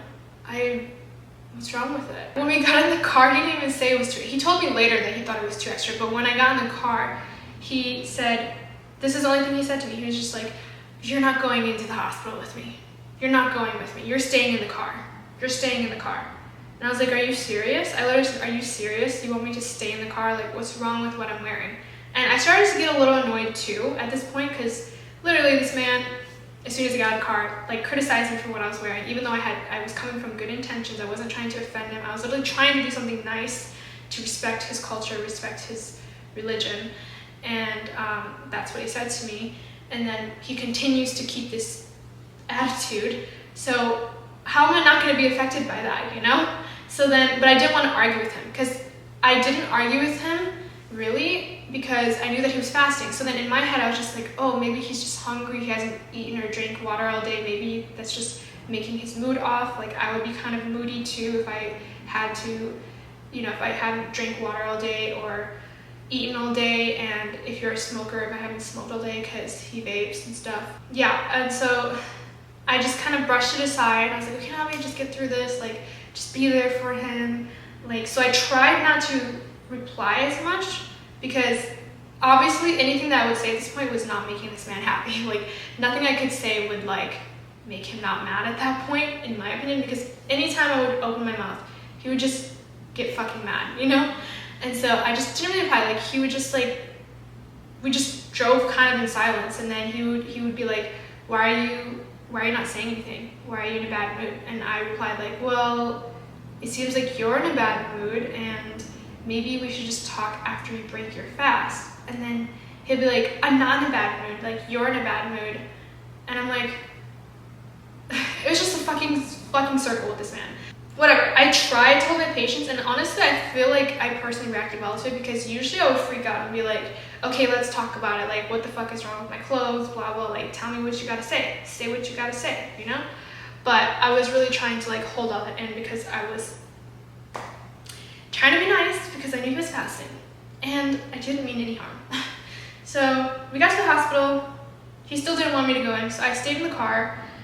I literally called my sister, because I just was like, this was another time where I was like, what the fuck just happened? Literally, I feel like when you're in a toxic relationship, abusive or mentally abusive, physically abusive or mentally abusive, you ask yourself a lot of the times, like, what just happened? So I literally was just like, what just happened? Like, what just happened? So I called my sister, and I like kind of told her a little bit what just happened, and I asked her, I was like, is it me? I was like, I literally asked her, I literally questioned myself, and I said, like, is what I'm wearing like not appropriate, you know? And like I showed her what I was wearing and stuff, and she was like, well, it's kind of fancy. And I was like, really? And I was like, I always dress like this though. Like from the day that you met me, I've always dressed like this. Like that fact about me has never changed. It's not like I was conservative, or that I was like wearing sweatpants all the time, and then suddenly I like was wearing like extra shit. I've always been like that. It's just me, that's how I dress. And so I was like, oh, maybe it is too extra, but I don't know, this is just how I dress. And even if that's the case, like even if it's too extra, like do you think how he reacted was okay though? like is that healthy? Like is that normal behavior? And she was like, no, definitely not. She was like, yeah, she told me, my sister told me straight up, she's like, well, since I'm your sister and I've known you for a while, pretty much our whole lives, almost, I know that that's how you dress. She told me that it was too extra for her. Like, she personally wouldn't wear it because she doesn't dress that way, which is fine. Everyone has their style. But even if I dressed, she said that even if I dressed this way, he shouldn't have said all that and done all that. Like, there's a mature way of approaching it. Like, if he didn't like the way I dressed, he could have easily just told me in a calm way, like, hey babe, like, I feel like what you're wearing is like too much for the hospital or something, you know? Like, but no, that's not how it started. Like, the moment I get out of my car, he says, what the fuck are you wearing? And then he continues to laugh at me the whole fucking car ride there. And then tells I can't go in the fucking hospital. Like, I didn't even know what was wrong at this point. He never expressed to me, besides the words, what the fuck are you wearing? And you're wearing that, and you're not going inside the hospital with me. That's the only things that I knew. I didn't know exactly what his problem was with what I was wearing because he never expressed it to me. I stayed in the car and stuff, and then I told her, I was like, okay, well, yeah, I don't know what just happened, but maybe it's because he's fasting. I told her, I was like, maybe because he's fasting, like maybe he's just a little grumpy because he didn't eat yet or smoke or drink water, so I'm just trying to be patient. My sister always told me that I defended him too much, and I think that's another thing that some people do when they're in a toxic relationship is you find yourself defending them to other people, and you sometimes blame yourself because I don't know. But my sister always said, like, dude, like, it's so obvious to other people who are looking in to your relationship, who like know details about it. It's obvious to them that it's toxic, but to you, while you're in the relationship, you can't see clearly. And so, like, sometimes you know that it's wrong, but you can't, it doesn't click, like, in your head, like, I don't know how to explain it, but yeah. So anyways, yeah, I was kind of like defending him a little bit and was like, maybe he's just cranky, like, you know, I don't know, maybe it's fasting and like it's fine, you know. And so he gets in the car after he gets his shot, you know, and it's weird because his mood was like on and off. Like, he was texting me while he was inside, and it was normal texting. Like, he didn't seem like he was mad anymore. But then when he came back out, he came in the car, and it was like he was mad all over again. Because the first thing he said to me when he got in the car, like, he got in the car, and like I said, I wasn't trying to give him attitude. He always says that I try to give him attitude. I wasn't trying to give him attitude. I was just trying not to escalate the situation, because I figured that if the less I say, the less he's gonna get mad. That's what I thought. So like, that's why I didn't really say anything. So when he came to the car and after he got his vaccine, I didn't say anything. Like, I was just quiet, and you know, and his first words that he said to me were, "You're still mad?" And I was like, I'm not mad. I was never mad in the first place. I just don't know what's happening. Like, I don't understand why you're mad right now, and like, I honestly don't even know why. Like, I only dressed this way because, and then I told him what I told you guys, and then I just don't feel like what you did was okay. I like let him know. I confronted him and I let him know in a calm way, actually. I said, I'm not mad, I never was. I just don't think like how you acted though is okay. Like, I don't deserve to be treated that way, and that's what I said. And as soon as I started saying that, he got fucking mad, and he was like, I don't want to talk about it. You know, he got really, I wouldn't say like super aggressive, but it was aggressive. He got aggressive and he got defensive, and he said that. And then, so I just shut up. I just stopped talking, because we were driving, and there were times in the past where when he gets mad when we're driving, he will literally drive crazy, where I actually feel like we would crash or could crash. So because of that experience of knowing what happens when he gets mad, I just shut up, because I knew that if I tried to keep talking about it, like, it wasn't going to change anything, and he could get mad and it would just be worse. I was trying to just de-escalate the situation. So I just shut up and I didn't say anything for the rest of the ride home. And then when we got home, driving in silence, him speeding sometimes, and like, you could tell he was mad. Like, I don't know if you guys know how someone is when they're mad and they're driving, but you can just you just feel unsafe. You can just tell. When we got back to his place, I get in my car to like go home. But before I could even get in my car, as soon as he parked his car, he got out right away, didn't say anything to me. So I was kind of confused. I was just standing like, okay, like, what's happening? Like, am I going home? Or are you gonna say bye at least? Or like what, you know? And in his, I guess, why do I still defend this man? I was gonna say in his defense, he was trying to move his friend's car that he's been taking care of to a different spot. But he could have at least told me that, like, hey, I'm gonna go, excuse me, move this car quick, like, I'm just in a bad mood right now, like, can we talk later or something? No, none of that. None of that. So I'm just standing there awkwardly for like a few seconds, and then I'm like, okay, well, I guess I'm just gonna get in my car then. So I get in my car, and then he comes around to his car. So I thought he wanted to say something to me, but I guess not, because I rolled down my window and I was like, yeah, is there something you want to say? That's literally what I said. And he was like, no. And then I was like, okay. Well, I guess I'm gonna go home then. And then that's how the fucking interaction went. He's like, okay. And that was it. And then I drove home, and I was just like, what the fuck just even fucking happened? He was not sorry or anything for anything that happened. It was completely normal to him. But to me, it was not, I didn't deserve to be treated that way. I didn't. So that's just another example. So the whole point of that story is to say that he would always criticize what I wore, whether it was flashy or not, apparently. Even if I was fully covered, it's still a problem. And like I said, I've never been the type where I change up like that. Like, how you know me is how you know me, period. Sorry, you guys, my battery died to my camera, so I'm gonna be vlogging on my iPad, so sorry for the quality, but I just wanna finish what we're talking about. I don't have an extra battery, sadly, but back to what I was saying. I know we talked about him criticizing what I wore. We're gonna recap, but the very last thing that happened, like I said, I can't talk about every single situation. I think you guys get how toxic the relationship was and how toxic he was.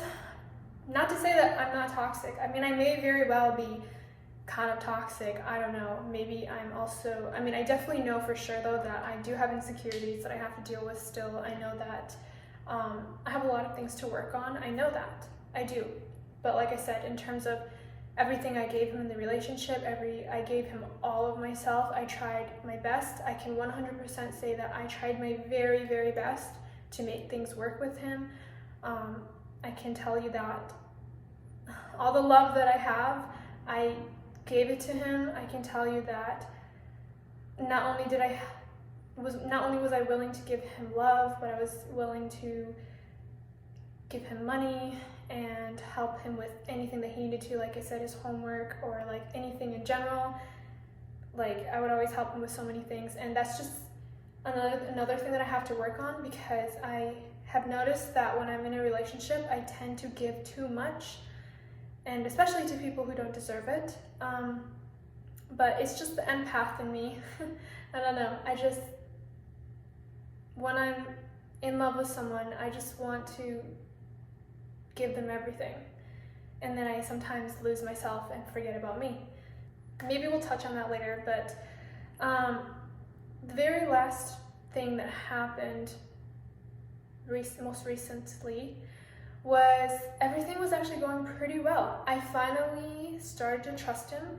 I can say that for at least a month I trusted him, because even in the past like 5 months, I trusted him more, but I also didn't trust him fully, because I was still finding like blonde hair. I would always find these blonde hairs in his place, and he would always claim like, oh, maybe it was my cousin because my cousin was visiting me, remember? And maybe his girlfriend has blonde hair. But that didn't make sense to me, because it was after his cousin left and after I had already cleaned the brush.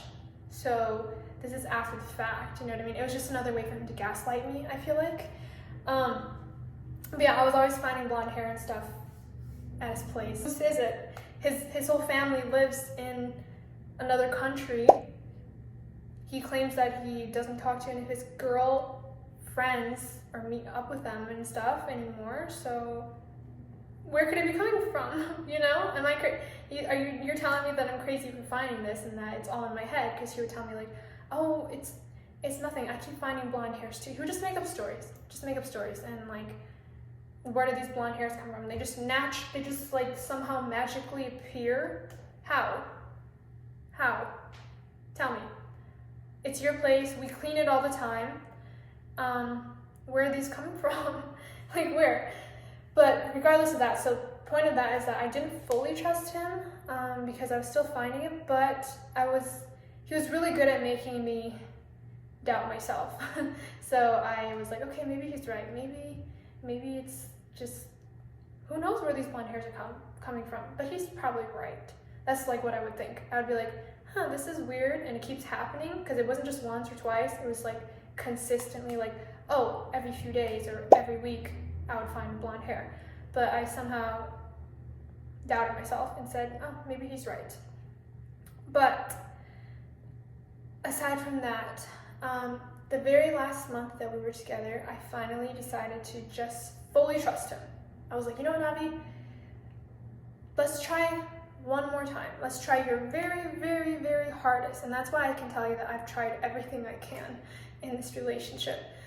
And I decided, like, Navi, let's just trust him. Let's just fully trust him. Forget the blonde hair, forget all the stuff in the past that happened, forget the Tinder lich, the other girl, the girl's items, forget everything. Just trust him. You know? Just trust him, just be happy. And that's what I did. For a full month, I didn't really question him on really anything, to be honest with you. Like, in the past, I would be suspicious and I would question him, and it did sound, I guess, he would say like, oh, why are you questioning me? Why are you suspicious of me? But this time, whenever I asked him stuff, it was actually just because I wanted to know, not like coming from a suspicious place. I fully decided to trust him. And I felt like for the first time in our relationship, I was truly happy. I'm not saying that there weren't other times where I was happy. There definitely were times in our relationship, even when it was bad, that I was happy. But truly happy, like truly content, and like, oh my God, like everything is amazing, I would say like the last month we had, that's how I felt. I felt like, okay, like things are finally working. We're in such a good place. Like, I was even like boasting about it to my sister. So yeah, I was boasting about it to my sister and my friends, because they would ask me like, oh, how's it going with blank, you know? And I'd be like, it's actually going really good. Like, you know, he's doing so good and I'm so happy. Like, I was just praising him, you know? I look fucking stupid now. I look fucking stupid now. Whatever. I can't change what happened, you know? And so yeah, the last month we had was really good. I decided to trust him despite everything that ever happened. And he still fucked up. The last thing that happened was everything was good, everything was great, like I said, sunshine and fucking rainbows. And we went out, you know, to get dinner and to run errands and stuff. And I noticed that towards the end, we went to Ross, and then in Ross, he started acting kind of weird. And I asked him, you know, I was just like, hey babe, like, are you okay? Like, you seem a little off, like, is everything okay? And he told me like, yeah, everything's fine. And I was like, oh, did you get like an allergic reaction or something? Because I don't even know if this is true either, but to be honest, I don't know if anything about this guy is true. Like, everything that's happened and how it ended and everything has made me literally just like, was anything even real? Literally. So I was like, did you get an allergic reaction or something? And he was like, oh, maybe, like maybe. But I just knew that something was off. I could just feel it. Like, every time something is off, I could feel it. Sometimes I would address it. Most of the time I would address it and ask him about it. Other times I would just like brush it aside. And so, you know, he said everything was fine and blah, blah, blah. And so I was like, okay. And, you know, things were going good. So I didn't really have anything to worry about. Do you know what I mean? Like, that's how I felt. I was like, oh, well, things are going good. So maybe he just had an allergic reaction, like you said. And like, I wasn't really suspicious at all. I was just like, oh, okay. So I continued to be happy and I continued to like not, quote, be in a mood, because he'd always say that I have so much attitude. So then we, you know, eventually do all that, and then he's like, oh, I have to go. And I'm not gonna tell you, well, I am gonna tell you, actually. So what he told me was that he had a family member, I'm not gonna give you super details, but he told me that he had a family member here who was sick and they were getting surgery and stuff. So that whole month, like, we weren't seeing each other as much because he was having to go to this family member to stay with them in the hospital.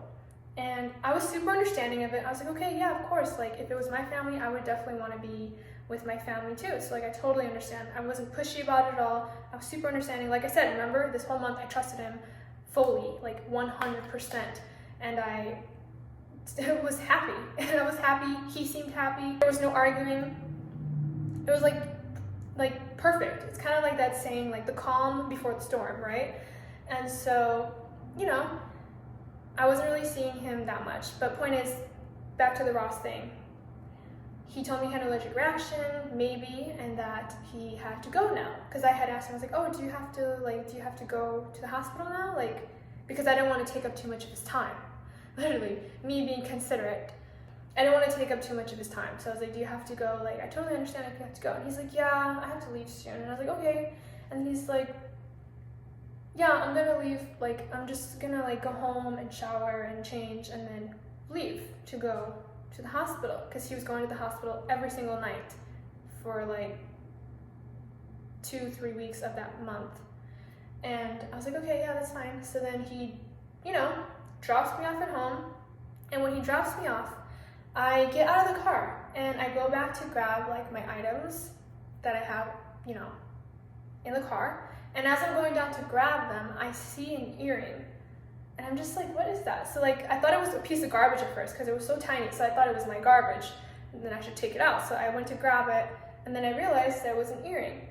And I actually fooled myself because I thought like, maybe it's mine, because I have an earring that looks very similar to it. And I've been trying to find it for the longest time. So then in my head, I instantly thought like, oh, maybe it's my earring. And then I looked at it a little bit more and I was like, wait, this doesn't look exactly like my earring though. So what is this? You know? So then I just asked him, I was like, hey, I just found this earring in your car. Like, do you know whose it is? Like, why is it here? And you know, he like looks at it and he's just like, oh, I don't know. It's not yours. I don't know where it came from. And at this point, I still kind of like, 80% of me thought it was my earring and maybe I'm just tripping. And then 20% of me thought like, huh, that's weird. But again, things were going well. So then I was just like, maybe it is mine. So then I took it, you know, I took it with me. I went to put it in my purse because I thought it might have actually been mine. Like 80% of me thought that maybe it is mine and I just don't remember what it looks like and I'm tripping. But the gut never fucking lies. And so when I go to put it in my purse, he literally goes, you're keeping it? And I was like, yeah, because maybe it is mine. And if I find the other one, then maybe it's mine, you know? Because I thought I'm not even kidding you guys, I thought I was tripping.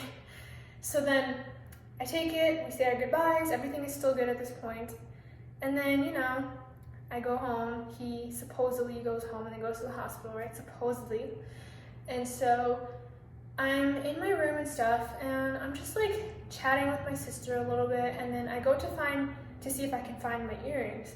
And I find my earrings eventually, and it turns out the earring that I found in his car is not my earring, because I found the earrings that look similar to that I was looking for, and they were not mine. So definitely not my earring, you know what I mean? And definitely whose earring could it be? Because like I said, his whole family lives, it can't be his sister, it can't be his mom's.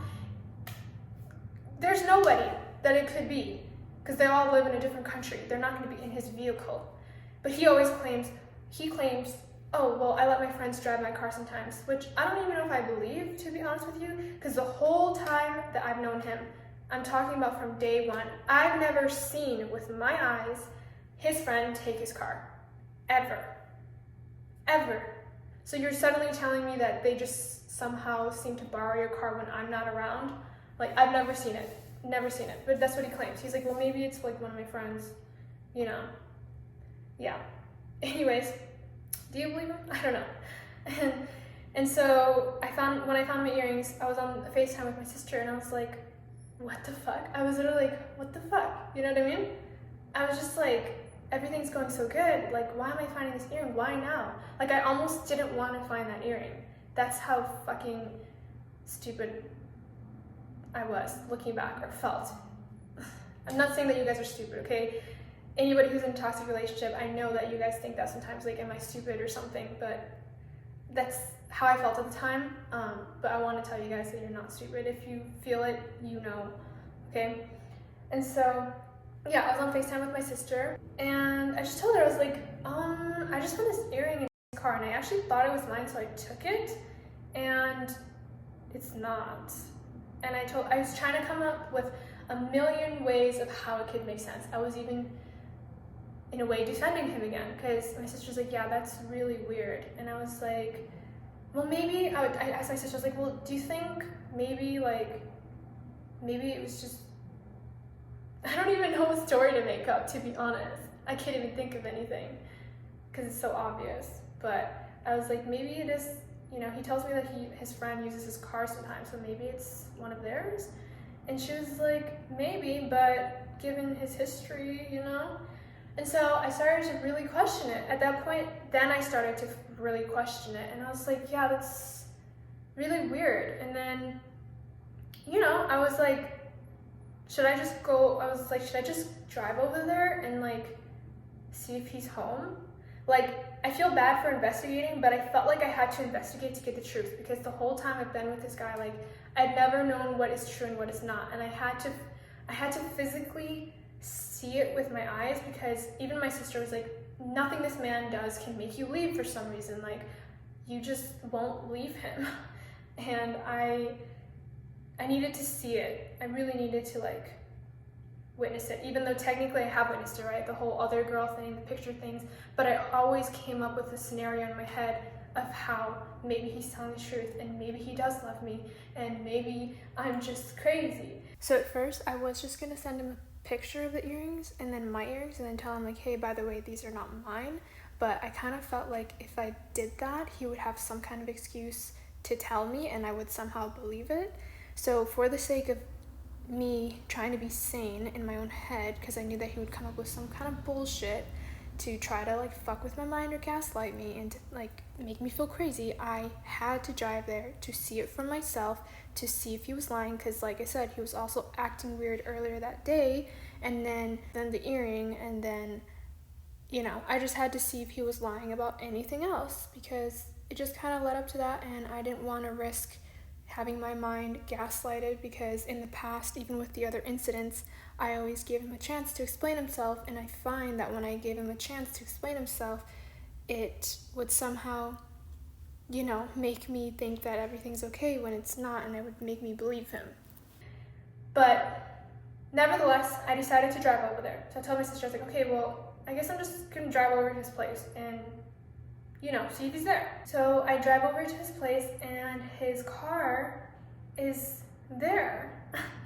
And mind you, remember he told me that he had to leave, right? Because he had to go to the hospital. This is like 2 hours later, okay? He would have been at the hospital, but his car's there, it's parked there, it's his car. And so I literally start freaking out at this point, because I'm like, oh my God, is this the one, is this when it's finally happening? Like, is this when I'm finally gonna find out the truth, and am I gonna like catch him in something, and so I can finally have some peace of mind?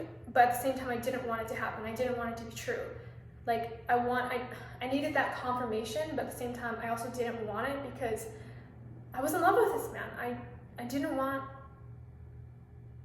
it to be true. I didn't want it to be true that he was a bad person, because I really wanted to believe that he wasn't. And so, I don't think I'm gonna cry in this part, hopefully not. And so I like went upstairs, and just to really confirm it, I went to a different floor, and I called him. And I was trying to be normal, but I probably didn't sound normal at all. And I was just like, hey babe, you know, I was like, how's your family member? Like, how are they doing? And he's like, oh, they're doing good. this guy, he was like, they're doing good. And I was like, how was the traffic? He was like, oh, there wasn't really much traffic.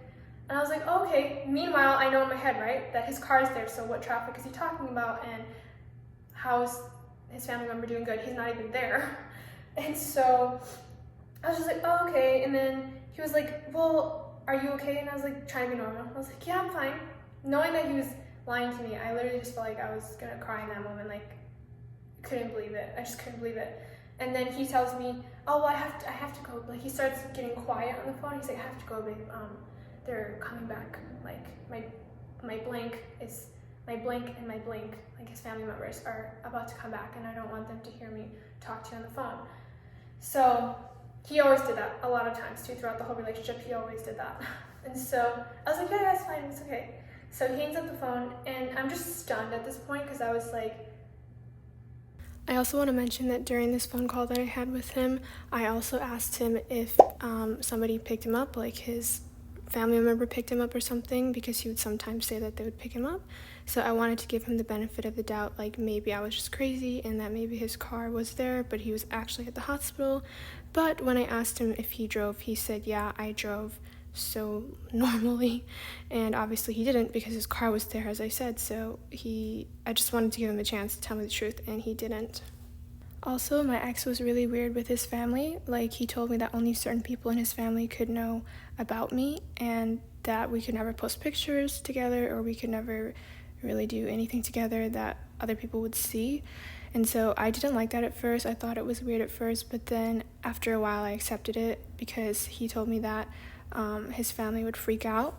And even though it made me sad, I accepted it, like I said, because I didn't want him to have trouble with his family. So who knows if it was for a different reason, but yeah, that's why he was always really secretive with certain family members and me. Not only did he just lie to me, but he lied to me so effortlessly, and the way he sounded was so normal. Like, if I wasn't there physically in that moment, I never would have knew he was lying. I never would have guessed that he was lying, because he sounded so real. It sounded so real. It sounded like he had done this millions of times.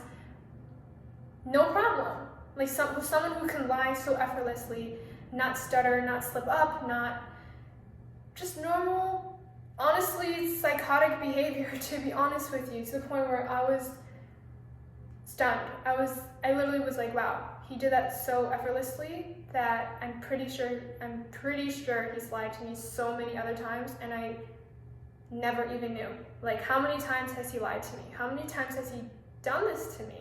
And I didn't even catch it. And looking at the history of our relationship and everything that happened, I'm convinced that our whole relationship was a lie.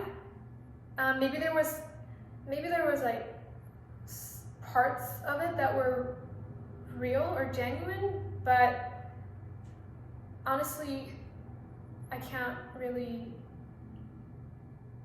100% believe in that, because of everything that happened.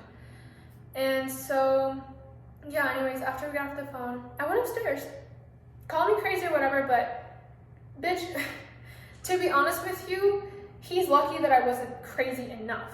You know what I'm saying? I mean, if I was crazy enough, like one of those women or males who's like, they catches their partner cheating or like lying to them, they will show up and they will wreck shit. You know what I mean?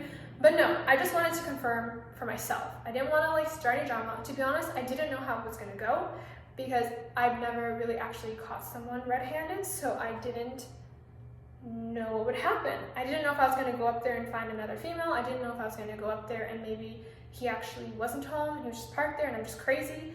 I didn't know what was going to happen. So I went up there and, you know, I went into his place. I knocked on his door and he opened the door and he was just like, I don't know, part of me feels like he was expecting me though. Like he knew I was coming. Like he could tell that I was questioning him. I don't know. Like maybe there was a female there and she left really quickly or she hid or whatever. But let's stick to the facts at least. When I went up there, there was nobody there. But he was there. So technically he is still lying to me, right? He's lying that his family member is sick. Well, I don't know if he's lying if they were sick, but clearly he's not I don't know why someone would even lie and say that they're going to a family member and use their family member as an excuse that they're sick to literally lie to your girlfriend or boyfriend about being there but not actually being there. But yeah, when I went up there, he was just playing video games, and he was there, and so I was just stunned, and I was like, I thought you were gonna be at your blanks at the hospital. Like, that's what you told me. Your car is here, you're here. And obviously when I went in, I checked everything. I'm not gonna lie, when I went in, I checked the closet, I checked the bathroom, because I low-key was like, am I fucking crazy, or like, what, you know? And I didn't find anything. That's the facts. I didn't find anybody, okay? The facts is that I didn't find anybody, and the facts is that he lied about not being home, and that he was at the hospital with his family member. So those are the two facts. I can't like say that I caught him red-handed with another woman. I can't say that because I didn't find it, so I'm not gonna say that. But did he lie to me? Yes. And was it suspicious because finding the earring, finding the blonde hairs throughout the months, and then he lies to me? You see how it adds up? So what am I gonna think? Of course I'm gonna think the worst. And so who knows what the real situation was? Maybe it was a situation where maybe he did just lie about being at a sick family member's hospital. Maybe that is true. Or maybe it's deeper than that. Maybe there was someone there and maybe they've left. Maybe he was expecting someone to come and they didn't get there yet. The obvious thing is that he lied and that he was home. And so that was the very last thing that happened. And after that, I decided to break up with him. And so I broke up with him. Not right away, because at first I was just stunned. I was very calm though, actually. And I just couldn't believe it. And, I sat down and I talked to him and I was like, why did you lie to me? Why? Just why? Like, I just couldn't understand. I was like, things have been going so well. We've been doing so good. I've been fully trusting you. And like, nothing is happening. Why are you lying to me? Like, why? And his excuse was, well, if I told you the truth, you would have overreacted. If I told you that I just wanted to stay home, I wasn't feeling good, you would have overreacted and you would have made a big deal out of it. I just didn't want to tell you because of that. And he would always say that, but that doesn't make sense because, like I said, that whole month I trusted. Not to mention, one of my roommates, week previous to this, my roommates that I had at the time came home and they said, hey, my aunt caught COVID, and so I was worried.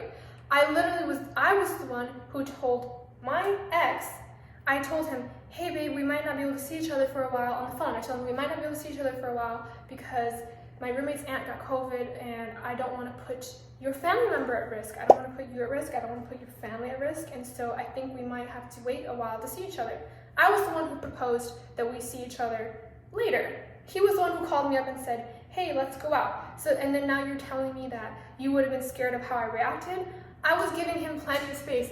If any, I was also suggesting that we didn't see each other for a while. I was the one who said that. So how would I have overreacted? You know what I mean? How? Just doesn't make sense, right? And that's what I told him. I told him exactly what I told you guys. And he's like, yeah, but you would have overreacted. He just kept sticking to his story. And I was just like, yeah, but blank. I said his name. I was like, why would you lie to me? Why? I was just like, why?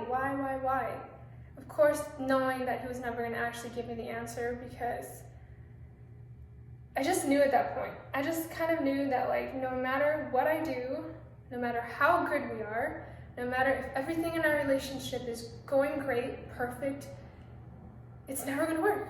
It's never going to work with this man because he's just toxic. He's just toxic and he's just a liar and I can't trust him ever. It doesn't matter. I just can't. He's never going to change. That's literally what went through my head. And, he was actually quite calm. This was the first time he was actually not very defensive. Besides, when I say not defensive, I mean like he wasn't aggressive towards me, but he would be defensive in other ways with what he said. So when I was talking to him and I said, why did you lie to me and stuff, he obviously tried to flip it and say, well, you know, you came all the way here. Like, maybe that is a little crazy to just go all the way there, but I personally feel like whether it's crazy or not, I just had to know. I honestly don't recommend it, to be honest with you. I think obviously the best course of action is that if you don't trust someone, or if you know that someone is toxic, you should just leave them, walk away, don't deal with them, and just break up with them. But I really didn't want to. I really didn't want to. I guess I didn't want to come out of my nightmare. I wanted to stay in it, which is fucked up. I wanted to stay with him. I didn't want to believe that he was bad. But yeah, so, you know, when he said that, oh, I couldn't tell you because you would be mad about it, you wouldn't understand, blah, blah, blah. I was just like, don't make this about me right now, okay? Like, I know I came all the way here, but like, don't make this about me right now. Like, we're talking about you lying right now and actually what's happening right now at this moment in time, and I want to know why, okay? Because the thing that toxic people do is they will try to switch it up on you, try to like point out something that you're doing when you catch them lying or doing something bad. They will turn it on you, say you're crazy, or say you're overthinking, or say that you did this, and why are you doing this, and why are you making them mad, and all this stuff. But I refused. At that moment, I refused to let him turn the situation around. So, you know, I just sat there for a while, and he's like, well, you might as well stay, you're already here. And I couldn't. I was like, no. I just was like, I need to go home. I need to go home because I needed to think about everything. Because at that time, it was another moment, it was another like, what the fuck just happened moments, which obviously I had a lot of. And I told him I had to go home, and I told him I should just go home, and I just need to think about stuff. I just can't right now. I wasn't breaking up with him at that moment. I told him I just needed to go home and think about it. So at this time, I didn't break up with him yet. And so I went home, I sat in my car for the longest time. And of course, I called my sister because I felt like nobody in my life really understood what I was going through. I felt like I had nobody to go to.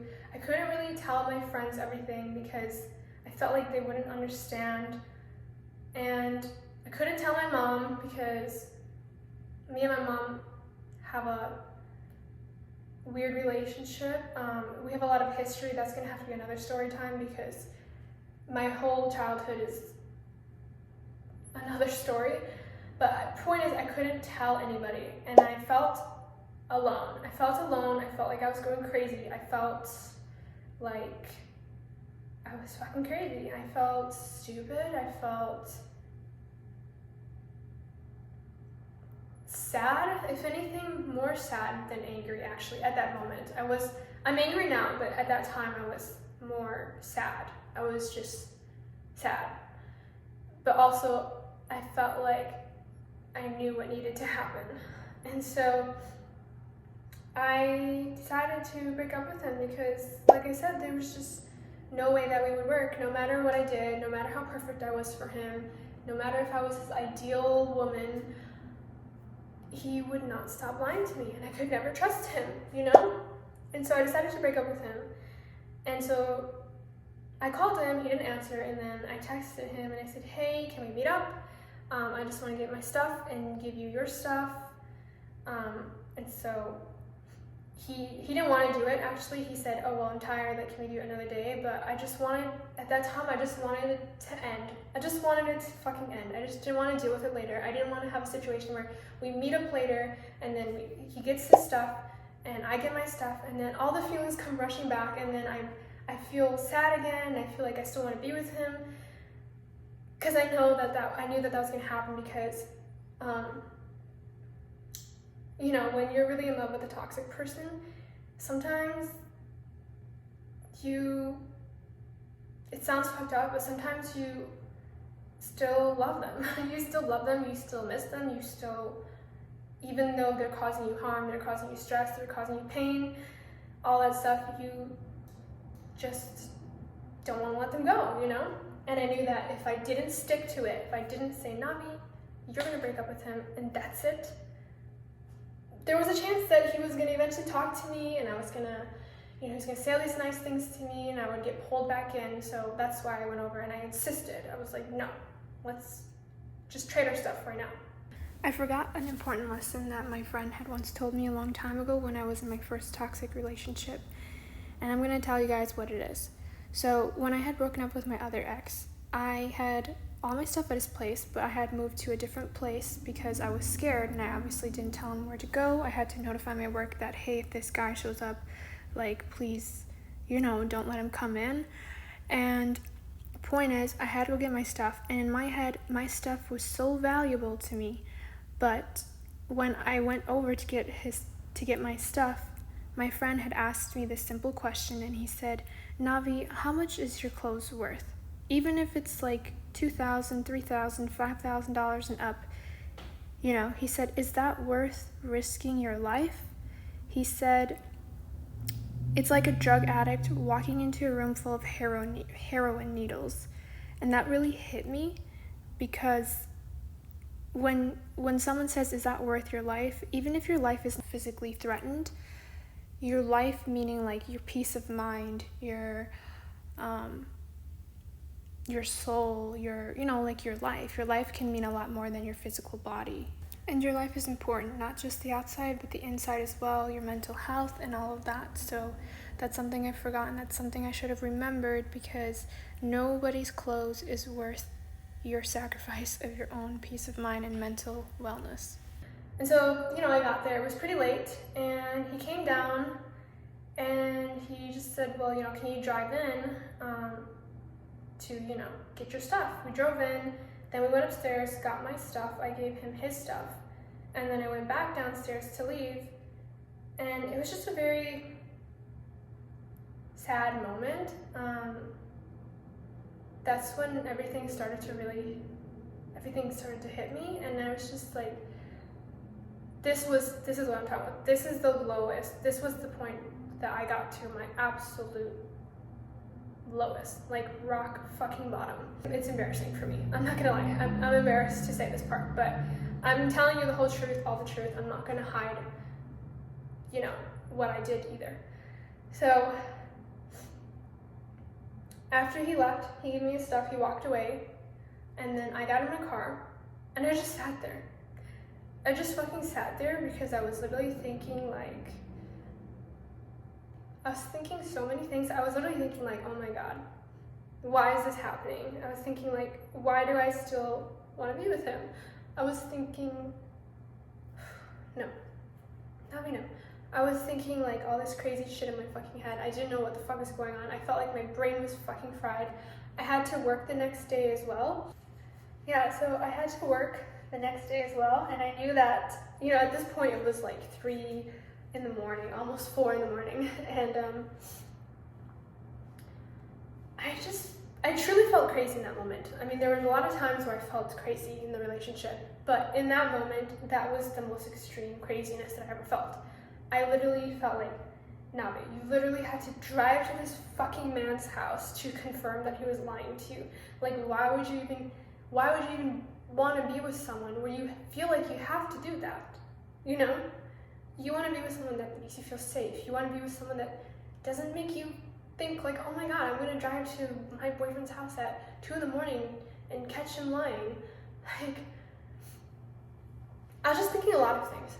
I was thinking about never seeing him again. I was thinking about the good times, the bad times. I was thinking, were the good times even real? I was thinking, was anything real? I was just, you get it. You fucking get it. So I just sat there for the longest time. And, when I was sitting there, I didn't have any service on my phone because I was parked in his parking garage, so there's no service. So I wasn't getting any texts, I wasn't getting anything. I didn't even want to look at my phone. I literally just sat there in the same spot he left me and just fucking cried. I just sat there and fucking cried for I don't know how long I was there for, like too long, for like maybe an hour and a half, I think, that I was just sitting in my car, just crying. And eventually I got enough courage to be like, okay, Nami, like, you can't stay here forever.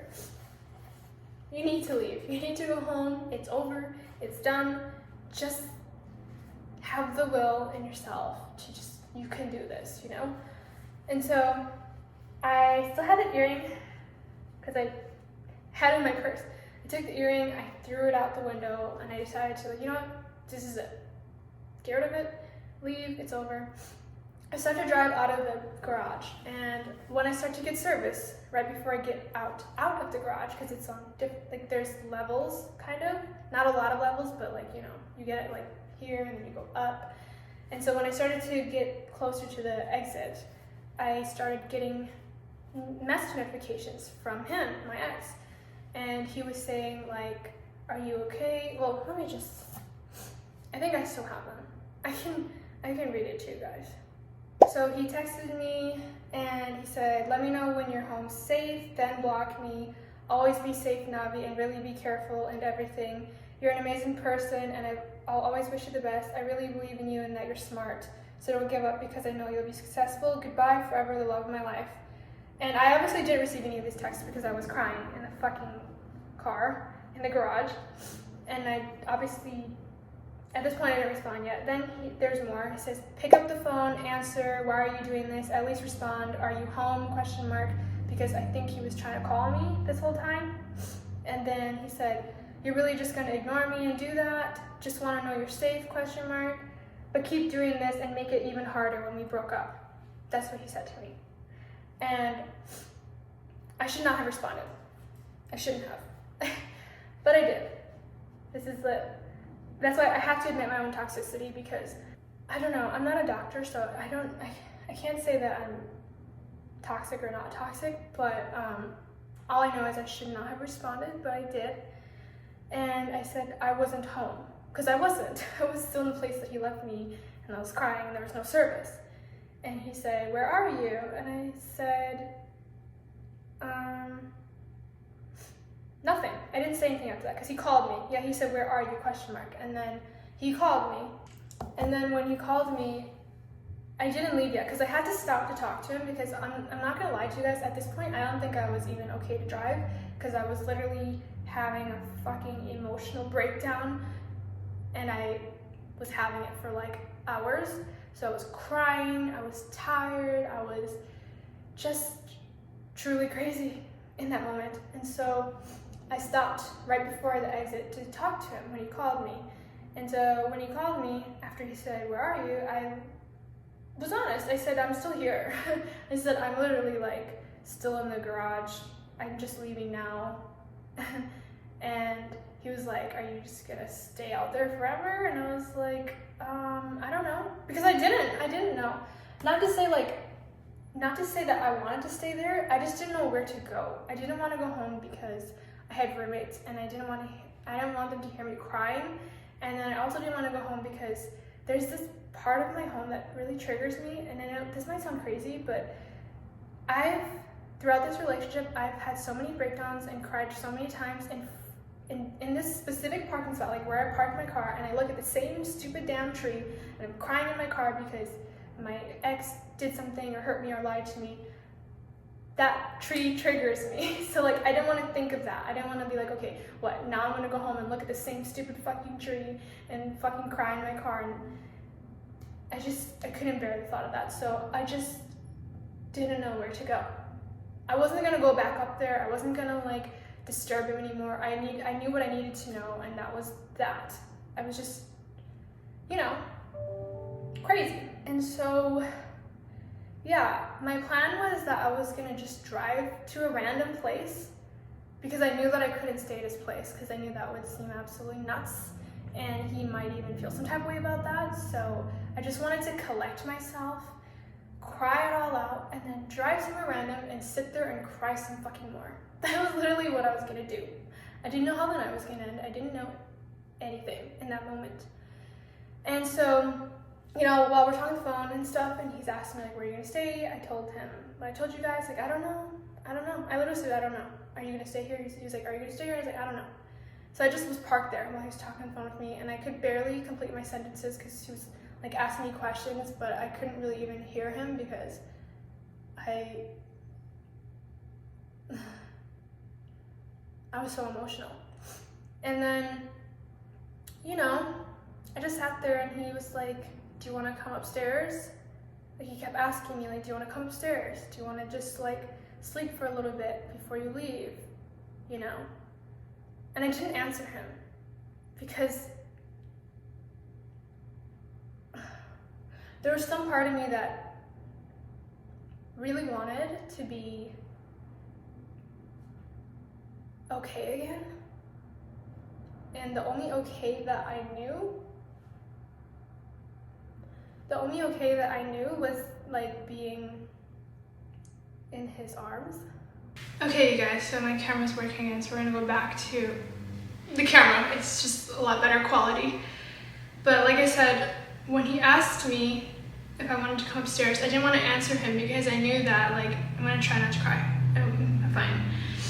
I knew that part of me felt like the only thing that would make me feel better, at least what I thought, what we think when we're all in this relationship, what some of us think, I should say, is that being in his arms again would make it better, even though he was the one that hurt me. You know, it's kind of like, if you compare it to like Stockholm Syndrome almost, like where you fall for your abuser. And so I knew that part of me wanted that, but then the other part of me was like, no, Navi, like, you broke up with him, like, you should just leave it at that. You shouldn't have even answered the phone. You should have just went home and just don't go upstairs. But then I didn't say anything, you know, because I didn't know what to say. Like, I didn't want to say no, but I didn't want to say yes. And I just didn't know how to answer. So then he kept asking me, like maybe like 5 or 6 times. And he was like, why are you not answering me? And I'll be like, I asked you a question. And so I finally, you know, told him, I don't know. I literally said, I don't know. I just kept saying, I don't know. I think the whole phone call, most of it was me saying, I don't know. And so eventually, like, he got me to go upstairs, and I went upstairs. I know, this is such a mistake. I know some of y'all might be like judging me hardcore right now that I even went. But I went back upstairs and I just laid on the floor. I just fucking laid on the floor. And this is why I was saying this was the lowest I ever felt, because when I was laying on the floor, I was just like, why? Like, I was just like, why am I doing this? I was like, why am I here? Why am I, like, letting this happen? That's how I felt. And I just felt like, even though I feel that way, why do I still want him? And so, you know, he came over to me and he like gave me water, which actually I'm thirsty. I should drink some now. He gave me water and stuff, and then we talked again, and I was just like, I almost said his name, and I was like, I asked him, I was like, why do you lie to me? Like, I just want to know why. And, you know, we pretty much just had the same conversation again about why would he lie when everything was going so good. And I was telling him, like, oh, I can understand, like, if things weren't going well and you were scared of how I'd react, I would understand that. But everything's going so good. We've been not fighting. I've been trusting you, so why? And his response was, this is when he actually broke down a little bit. He started crying a little bit, and I felt bad. Because I still loved him, so I felt bad, and now it's just, you know, like rubbing his back and like whatever, and he was just like, I don't know. He just said, I don't know, and I was like, what do you mean? And he literally told me that he just can't stop lying. That's what he said. He said that he just can't stop lying. And I said, why? You know, like, why can't you stop lying? And this is why I kind of suspect that he's kind of a pathological liar, possibly a narcissist. Like I said, I'm not a doctor, but from his behaviors that he was showing me in our entire relationship, I believe that he's probably a pathological or compulsive liar. I'm thinking more pathological just because the lies that he would come up with were so grandiose and extreme sometimes, and sometimes just on little things and sometimes on huge things. But one thing for sure is that he was constantly lying. And so I just said, he just admitted to me. He finally admitted to me that he can't stop lying and that he just doesn't know what's wrong. And he told me that he feels guilty. And I said, guilty for what? And he said that when we're doing good, when me and him are doing good, he feels bad because he knows that I deserve better. That's what he said. But it's like, to me, that doesn't make sense. Maybe that makes sense to other people, but to me it doesn't make sense, because why would you feel guilty then? If we're doing good, why would you there would be nothing for you to be guilty about unless you're doing something wrong, unless you're cheating, unless you're doing me wrong or something, like doing something to make yourself feel guilty when everything is great between us, or what I thought was great. So I just didn't get it. And to be honest, I don't think I'm ever gonna get it, and that's fine. But yeah. So anyways, after that we talked about it and stuff, we talked some more, and then he's like, so you're just gonna break up with me? And I was like, yeah, I just think this is the best, And at that point I was just really fucking tired. I was so drained. I couldn't go to work the next day either, so I literally had to just take off of work very last minute, because at this point it was 4 to 5, almost 6 in the morning. And so we just went to sleep. I just went to sleep. I was like, I can't think about this right now. Like, I can't. I'm drained. I've been crying for fucking hours. I don't even know what the fuck's happening. So I just went to sleep. We went to sleep in his bed, in his place, holding each other. The next morning we woke up. He doesn't remember saying this, but the first thing he said to me when he woke up was, literally the first thing, he was like, so your plan was just to sleep with me, like sleep here with me one more time. We didn't have sex or anything, we just slept in the same bed. He was like, your plan was just to sleep here one last time with me and then break up with me. And I was like, no, that was not my plan. I didn't want any of this to happen. What are you talking about? And then I started getting into it, and then he was like, we just woke up, like, do we have to talk about this right now? And I was like, well, you're the one who said that, though. I wasn't the one who started talking about it. When we woke up, you were the first one to say something about it, so I'm gonna respond, And he's like, did I say that? Like, the whole gaslighting thing, right? And I was like, yeah, you did. And so we talked about it again. At this point, it was just fucking repetitive. And, I was just like, I wanted to give him the benefit of the doubt again. Like I said, I give him too many chances, too many times. Even though he claims to this day that I never gave him enough chances, that I never really tried. He says that my effort was, that he tried so hard and that he only asked me for trust, but I asked him for a million things and I'm never satisfied, and like he always gives me what I asked for, but I never gave him what he asked for. And mind you, the things that I ask for are things that should be in a relationship already, like honesty. That should already be in a relationship. That's not even something you should have to ask for. And how are you going to ask me for trust when you literally are lying to me 24/7? You even admit it at the fucking end and you can't stop fucking lying. And how are you going to ask me for trust when all the things that we fucking went through, all the things you did to me, all the lies, it's mind-blowing to me that someone can even ask for my trust at that point. And let me tell you guys, I never asked this man for a fucking penny. I was not the type of girl to ask him to like take me out to fancy dinners. I asked for very little. The things I asked for were fucking should already be in a relationship. I never asked for anything material-wise. If anything, I was the one spending money on him. Like, for real. I don't even know what the number is, because he would also get mad about that, and he would be like, oh, well, do you want me to pay you back? Like, you're always using it against me. And it's not like I'm using it against him, but it's more like, how can someone do that for you and then you can still treat them like that? Do you know what I mean? That's what I'm saying. Like, if someone was literally helping me with my homework, helping me financially, being there for me, like when my health is bad, being there for me through everything, and then I still fucking cheated on them or lied to them. I can't even like do that to someone else. And that's what I was trying to get through his head, like how could you still do that to me through everything that I've been there for you? And I don't want the fucking money back. I don't want the fucking money back. I'm not asking you for the money back. I don't care about the fucking money. I just care about you treating me right. I just want you to treat me the way I deserve, you know?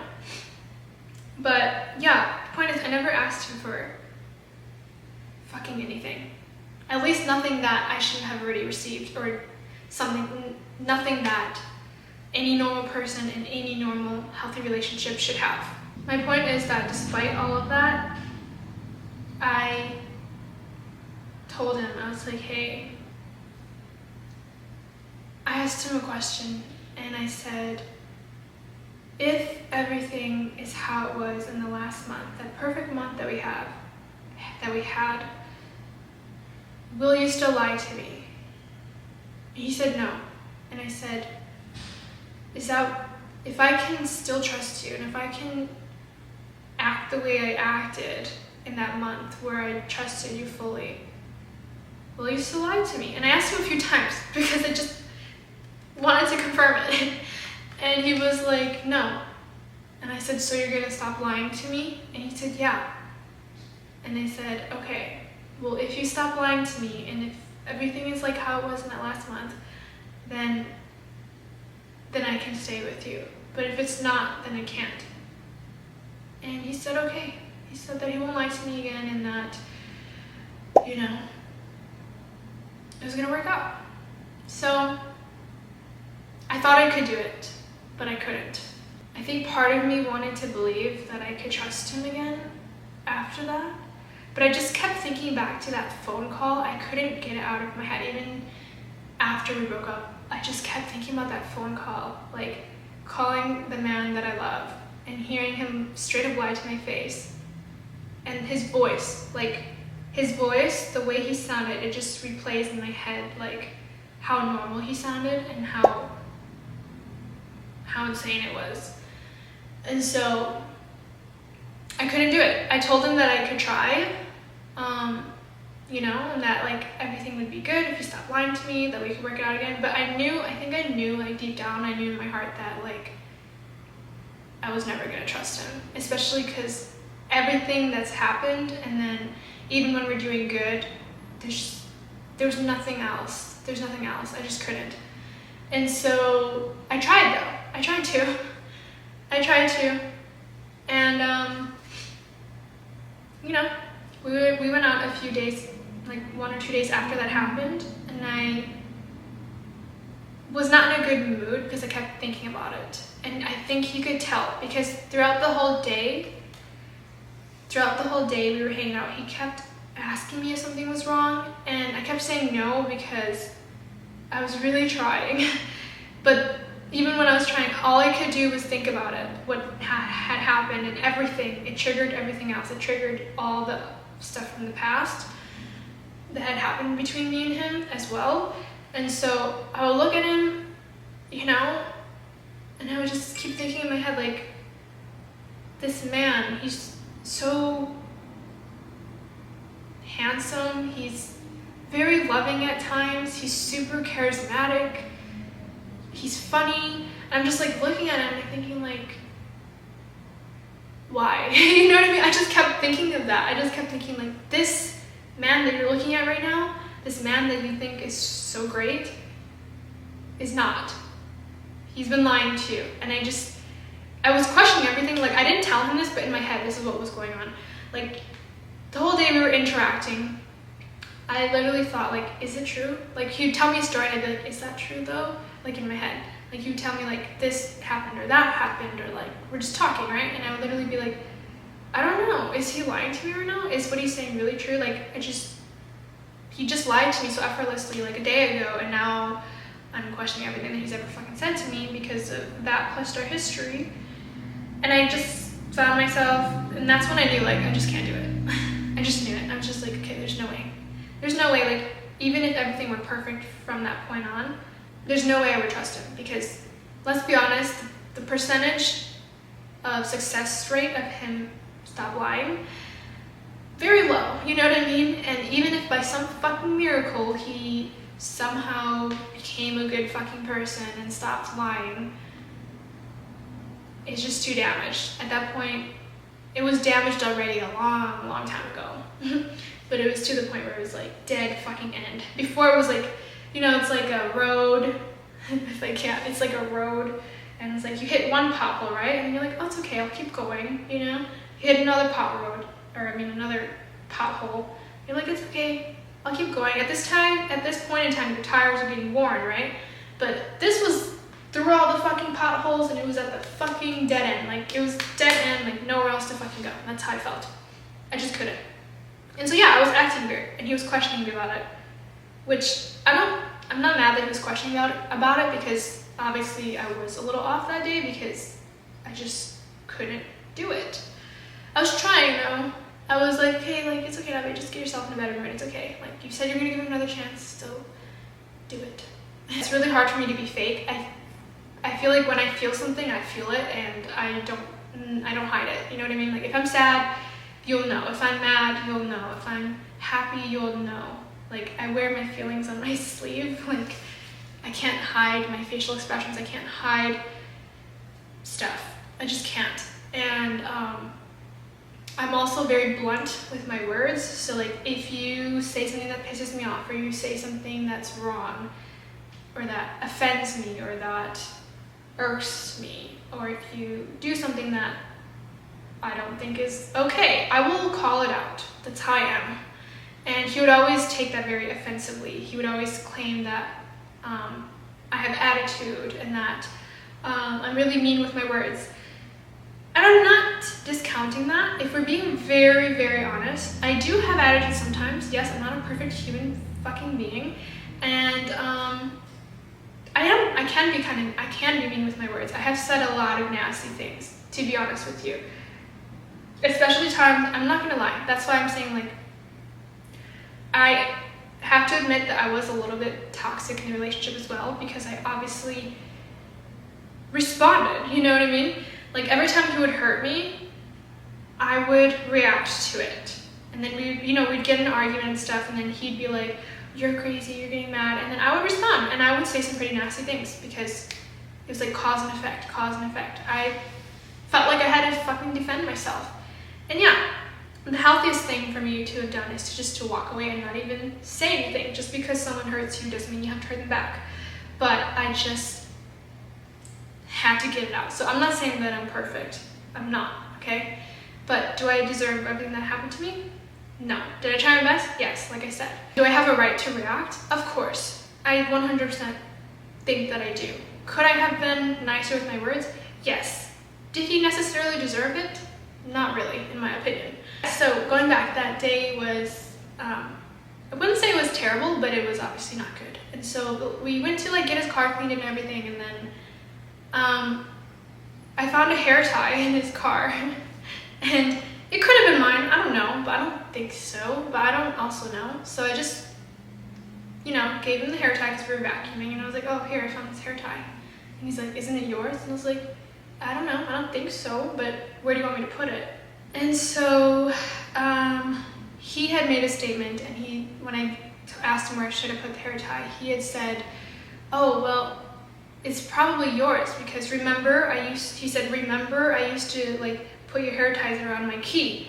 And the only fucking thing that I could think about when he said that, because it fucking triggered something deep inside me, remember that girl from the very beginning of the story that we talked about, that was taking couple pictures with him, that he was saying that was crazy, and that he was saying that she was obsessed with him, that was living with him? That girl, she had a picture at some point that I had seen where my hair ties that he's talking about that were around his keys were around her wrist. So it was a picture where they had went bowling, and she was wearing my hair ties that he, remember, put on his keys. And so that's the only thing I could think of. He asked me a question, right? He said, don't you remember I always put your hair ties around my keys, or I used to? And I had commented, it was kind of snarky, but that's the only thing I could think of, to be honest. And I was being honest. I was like, yeah, I do remember. I remember because you used to let blank wear it around her wrist. So yeah, I do remember it. It's not a good memory for me. And he got pissed. He got really fucking mad that I said that. And so he was like, why did you have to bring that up, blah, blah, blah. And yeah, we just drove the rest of the way home in silence. And I didn't really say anything. He didn't say anything. We got home and he dropped me off. I went home. And then a few hours later, I called him and I said, hey, like, do you want to talk about what happened earlier, you know? Because this was me I was trying to be like healthy at this point, because I was like, okay, maybe we can just talk it out. Like, I don't like things being unresolved. I was like, okay, we had a few hours apart. Obviously, what I said pissed him off. Maybe I shouldn't have said it, but also, like, I just want to see how he feels. So I called him and I was just like, hey, do you want to talk about what happened earlier? And he was not in the mood for it, obviously. He was like, no, I don't want to talk about it. There's nothing to talk about. And I was like, really? I was like, it kind of seems like what I said earlier upset you, so I just want to know if you want to fix it or not. And he was like, at this point, I don't think there's anything we can fix. He was just being really negative. And then I was like, okay, well, I'm not calling you to argue with you. I just feel like if you want to talk about it, we can talk about it. If what I said made you angry, we can talk about it. I was just trying to talk it out. I was thinking in my head, like, okay, maybe we could talk it out, maybe we could work it out. But that's not how the conversation ended. Progressively, as the conversation went, he started to get more angry, and then I started to get annoyed as well and frustrated. So it ended in an argument, and then it ended with him hanging up on me, actually, because I was just like, okay. I was like, okay, fine, whatever. You don't want to talk about it. And at this point, I was breaking down. I was actually about to break up with him. At this point, I was about to, because what I started to say to him was like, I like straight up called him a liar. I was like, you know what? You can't stop lying. And like, I just, you know, I was going to say, like, I just don't think I can be with you anymore. Like, I think we should break up. But he kind of said it for me, to be honest. And thank God for that, because I'm not going to lie, like, I know sometimes it's harder for you to break up with someone, especially in a toxic relationship. That's why, like, sometimes you see videos where they say, if he leaves you, be thankful, you know? And so, as I was about to break up with him, he actually hung up on me, and then he texted me right as I was about to text him, like, hey, let's break up. he texted me and said, I want to break up forever. And I was like, yeah, well, I already broke up with you. At this point, I was fucking pissed too. Like, I was fucking mad. We ended the argument on the phone in a heated argument, and we were just like going back and forth. I'm not gonna lie. He was like, I want to break up forever. I said, I already broke up with you. And then he said, good. And then he said some other shit, and I said some other shit, and I sent him some messages. And then at the last one I sent him, I was just like, you know what? Actually, you don't deserve anything that I have to say. And I just left it at that, because I'm not gonna lie, sometimes when you're in a heated argument with a toxic person, it kind of brings out the toxicity in you as well, and I'm not denying that. So like, his toxicity was bringing out my toxicity as well. So then I would like, you know, I would like banter with him. I would like go back and forth with him, and at some point I was just like, you know what, fuck this. I was like, fuck this. So the last message I sent to him, I was just like, you know what, you don't deserve anything else I have to say. Like, I could have kept going. I could have listed everything that he did wrong to me, exactly how I felt about him, about how much I fucking hated him at that point. But I decided to just say fuck it. I was like, whatever, fuck it. So yeah. And then after that, he blocked me on some stuff, and I blocked him on some stuff. And I think it's better left that way, to be honest, because yeah. It's just not gonna work, you know? At this point in time, when I'm editing this video right now, I actually noticed that he unblocked me.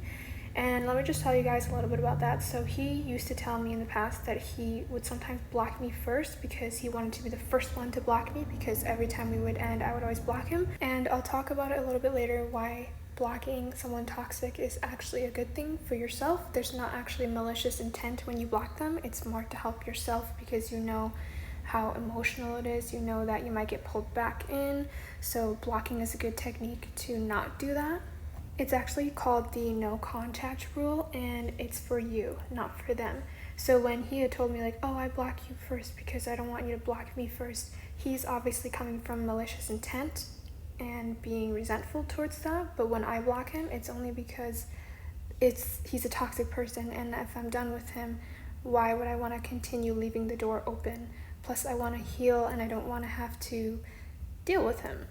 He used to say that I was childish for blocking him, not really understanding the reason why, because obviously toxic people don't care. They're not going to try to understand why. But I noticed that he had unblocked me just recently. So for him, he used to use blocking as a game to, I don't know, I don't even understand it, but he used to use it as a game, like, oh, I'm going to block you first before you block me. And I think that's a way to keep the door open. But for me, I decided to block him once he unblocked me because I don't want to deal with him, obviously, and I don't think there's any need to keep toxic people in your life, and you should close the door on that. And so that's actually how our relationship finally ended. And like looking back on everything, I think that this needed to happen, to be honest. Okay, I know that was a really long story. I just wanted to give you some backstory, history of why this relationship was toxic in general.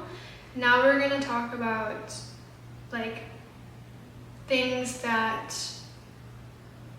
I did to help myself, you know, and things that maybe other people who are in a toxic relationship can relate to or like try to do if it helps you. I don't know, it's really up to you guys, but I just want to say that after you get out of a toxic relationship, your emotions are everywhere. You are mad one day, then you're sad one day, then you're depressed. I don't want to say depressed, I don't want to use that word, okay? You're sad one day, then you're mad one day, then you're like okay one day. And then one day you're like, oh man, I really fucking hate him or her because of what they did to me. And then the other day you're like, oh, I'm really sad. Like, I'm gonna tell you the phase I'm going through right now. I'm not gonna lie to you guys and say that I don't hate him. I've never hated anybody than I do so much in my entire life, and I have a lot of people that I could probably list off, like my biological mother, like my other exes.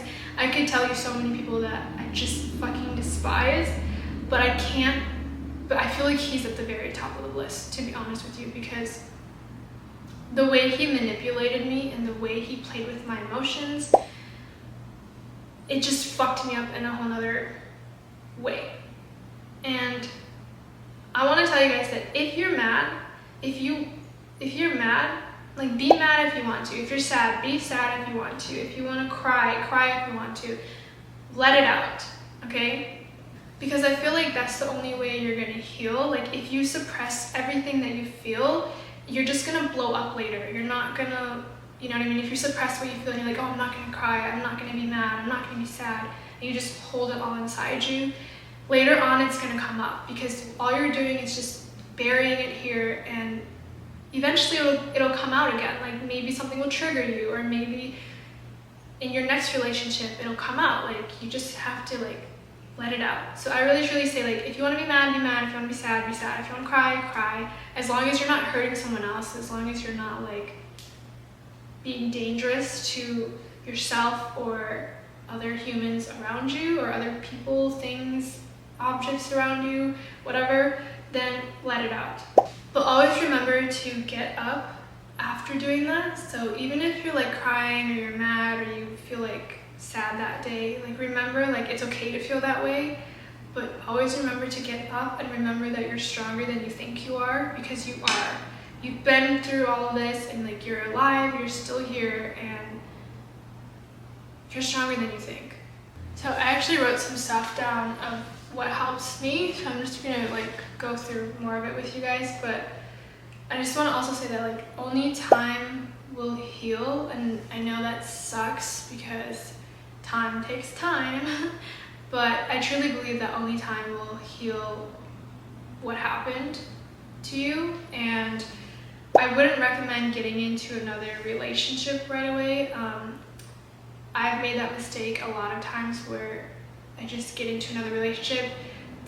My ex, that this whole story is about, like that's a prime example of a mistake where I literally just got out of a toxic relationship and then I went into another one. And the reason why I don't suggest getting into another relationship after a toxic relationship is because you're gonna bring all of that into your new relationship, you know?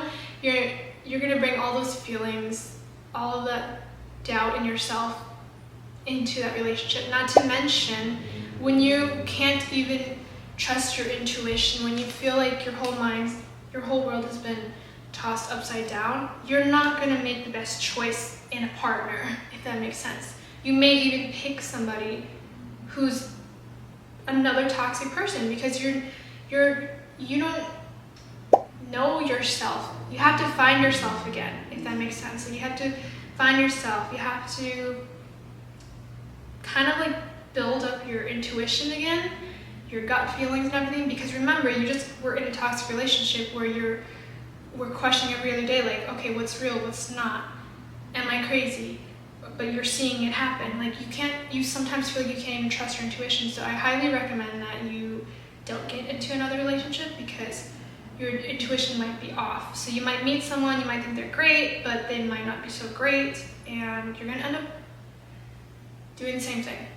So I would recommend staying single for a while and just finding yourself and finding things that make you happy again, and like talking about it if you have to talk to family members or people you trust, and finding people who can relate to you, and also like just spending time by yourself. I wouldn't really recommend partying or drugs or anything like that, because the only person you're gonna hurt is yourself.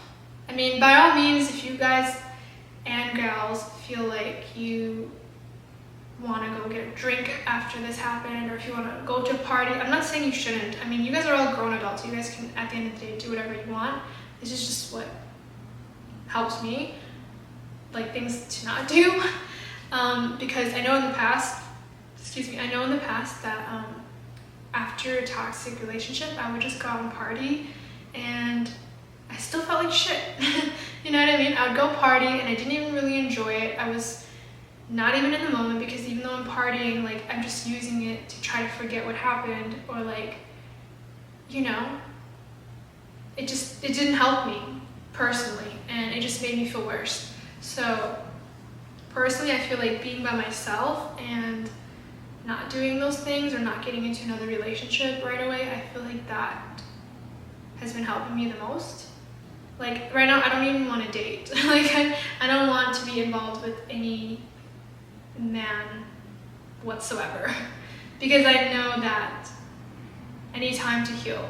Also, I know this next one is kind of hard to do, because I think as human beings, when people hurt us or do us wrong, we kind of have that inkling in us that kind of wants revenge in a way, where we're like, oh man, like, you know, don't lie to me and say you don't think of that sometimes. Like, I know that everybody has that. Like, when you get hurt to the point where you literally feel like you just hate that person's guts and you just want revenge, I'm going to suggest that no revenge is the best revenge. And the reason why I say no revenge is the best revenge is because if you seek revenge, you're just wasting more time, more energy on that same person that doesn't deserve it, okay? Like, I feel like revenge is more stressful on you. It's a waste of time, in my opinion, at least, because that person is out of your life. They're toxic, you already know that. They did you wrong, you already know that, but like, they don't deserve another second of your time to even seek revenge, because I just think that the best revenge is just moving on with your life and living your life. That's literally what I think. I think that it's going to take time, like I said, but eventually you'll get to a place where you can become indifferent to it, meaning like you still know what happened to you and you know that, but you don't feel as emotional about it anymore. You're not sad, you're not scared, you're not mad. You kind of just feel like, like, if that person is just another person in the world, like, you're just indifferent to it. Like, if something happens to them and it's good, that's great. If something happens to them that's bad, I don't care either. Like, you kind of just like indifferent to it. And there was a saying that I actually heard from this guy on Facebook. I think his name is Jared Jackson.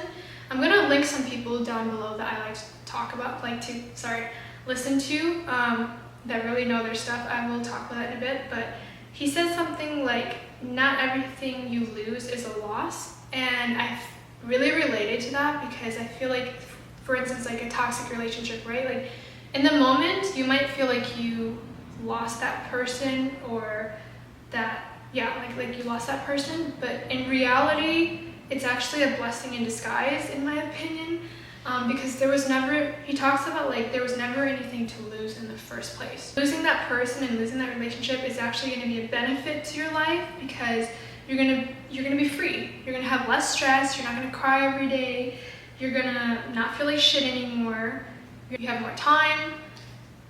It's not technically a loss. Like, if you can look at it that way, then I think it might help, because that saying just really hit me. Like, not everything you lose is a loss, and that's very true. And he kind of talks about like, to go with that saying, he kind of talks about like, the person that you think you're losing never deserved you in the first place, because otherwise they wouldn't have done all that to you. So they were never worth being kept in the first place.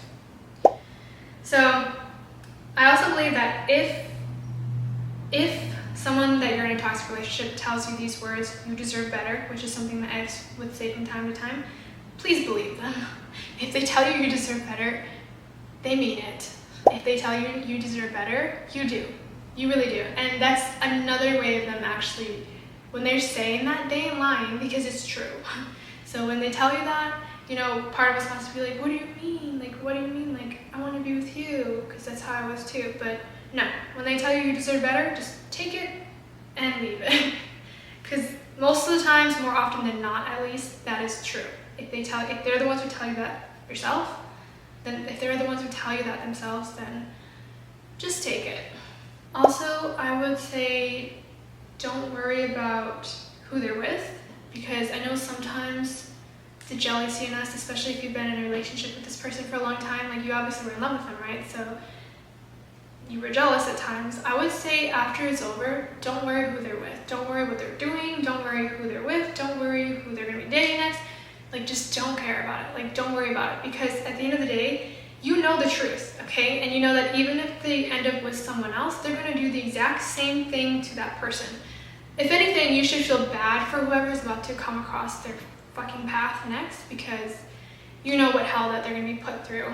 And you know that they're going to maybe not catch it right away, because you know how good this person is at being charismatic, being manipulating, lying. You know that they might fall for it, but you know that eventually the truth always comes out. The mask always falls off, and eventually whoever they're with is going to see that too. Unless they meet their equal who's just as toxic. I mean, point is, don't worry about them, okay? Don't worry about who they're with, don't worry about any of that. Like, it's not your problem anymore, and that's that. Yeah, but unless some miracle happens where they decide to change for themselves and for their next partner, you already know how it's going to be. And regardless of that, I mean, you would hope that they would change. I mean, I would hope that my ex would change, not only for himself, but for whoever is going to be with him after me, honestly, because I don't even want anyone else to go through what he put me through, to be honest, because it's a shitty thing. It really is. So I'm just going to read to you guys what I had written down, but I want to also like speak about knowing how hard it is to leave sometimes. And I literally wrote down, I know how hard it is to leave or get out of a toxic relationship, because 1, your mind is melted, 2, you can't even trust your intuition, 3, they've called you crazy so many times despite the evidence, you actually start believing it, and 4, you've cried so many times to the point you've laid on the floor, maybe even speechless, and maybe even asked them why, or maybe even begged them to work out, and even though you knew that like you were never going to get the truth, even though you knew that it was just never going to work out. So I know how hard it is to leave somebody. And like I said, especially if you have kids or you have a marriage with this person, I know that it's harder said than done. Don't feel like you're crazy. Don't feel like you're stupid for not leaving. The one thing that I can suggest, the best thing that helped me, even when I was in this relationship, that's what really started putting things into perspective for me, and also like giving me a dose of reality, because I kind of felt like I was living in denial for a long time, where I was like, no, he still loves me, like, and defending him and all that stuff. But I feel like really educating myself on these topics, the topics of narcissism, the topics of toxic relationships and stuff like that. And you can find these on YouTube. I'm gonna link a lot of the people that I listen to. A few are Dr. Romney. I believe his name is Jared Jackson. I don't remember sometimes. He's on Facebook, but I don't listen to him all the time. Just some of his videos I find pretty interesting and that I've related to. But I would say educate yourself. I know that sometimes we don't want to believe it, because we literally think like, how can any person do this to another human being and not even trip about it? Because it's mind-boggling to us. But I honestly feel like, don't try to understand these type of people. I feel like these type of people you just can't understand, and you shouldn't try to, because you're never going to understand them. Some of them don't even understand themselves, and it's just an endless road. If you try to understand, I think you should just, at this point, you should just, accept what happened to you. Like, you don't have to forget or anything, because obviously it happened to you, but like, accept it. Trust, if you believe in God, or if you're following a religion, I would say trust in God that he's going to get you through it. Trust in God that there was a reason why this happened. Maybe it was to teach you something. Take it as a lesson. Maybe, I don't know. And if you know that you tried your very best in whatever relationship it was, you don't have to feel guilty or feel anything bad on your conscience. So take it as a lesson and focus on yourself now. And trust me, it's a blessing in disguise. That's if you left your toxic relationship, but you still kind of wonder about it, or you still ruminate. That's another term that these doctors talk about. But that's the advice I would say. Take it as a lesson. If you guys and gals, if any of you are still in a relationship like this, I would say secretly educate yourself. Don't bring it up to them. Don't call them out on it. When, like, for instance, when I say don't call them out, I don't mean like, okay, if someone treats you wrong, I feel like you should speak up for yourself. But it really, but talking to these people, like we have noticed, like, they're gonna tell you the same thing. They're gonna try to manipulate you. They're gonna try to fucking mindfuck you and gaslight you. So there's really no point of bringing it up. But if you absolutely feel like you want to bring it up, then by all means, go ahead. But I would say to secretly educate yourself on like the topics that I was talking about, and about the doctors that I'm going to link below some of their videos, and so you can at least get their channel and stuff. Because I feel like when you really start to educate yourself and know what narcissism is, know what narcissistics, how they act, know what pathological liars do, know what toxic relationships and all the terms like ruminating and like triangulation and all this stuff, I feel like you really start to see the truth. Even if you don't want to believe it, it makes sense. Like when they're talking about it, you're like, oh my god, that happened to me, oh my god, this happened to me, and it really puts things into perspective, and it really starts like clicking your reality. And trust me, the person that you're with, they start noticing that too, because like I said, they'll say stuff like, oh, you're acting cold towards me, because now you know what they're doing. Or they'll say like, oh, why aren't you like responding? Because the one thing that toxic people love the most is getting a response, whether it's mad or good. Doesn't matter if it's angry or not angry. They just want to get a reaction out of you. They want to play with your emotions. They want to see you mad and upset. They want to see you cry. They want to do anything that gets a reaction from you. And when you're not showing that, it's another term that they talk about. It's like, it's kind of like gray rocking. I think that's what one of the doctors calls it, where you kind of act indifferent to whoever you're with that's being toxic towards you. And it's to protect yourself, because you all know how much energy it takes to react sometimes, where you're just drained and feeling like, oh my god, why am I even bothering to argue with this person or even express how I feel.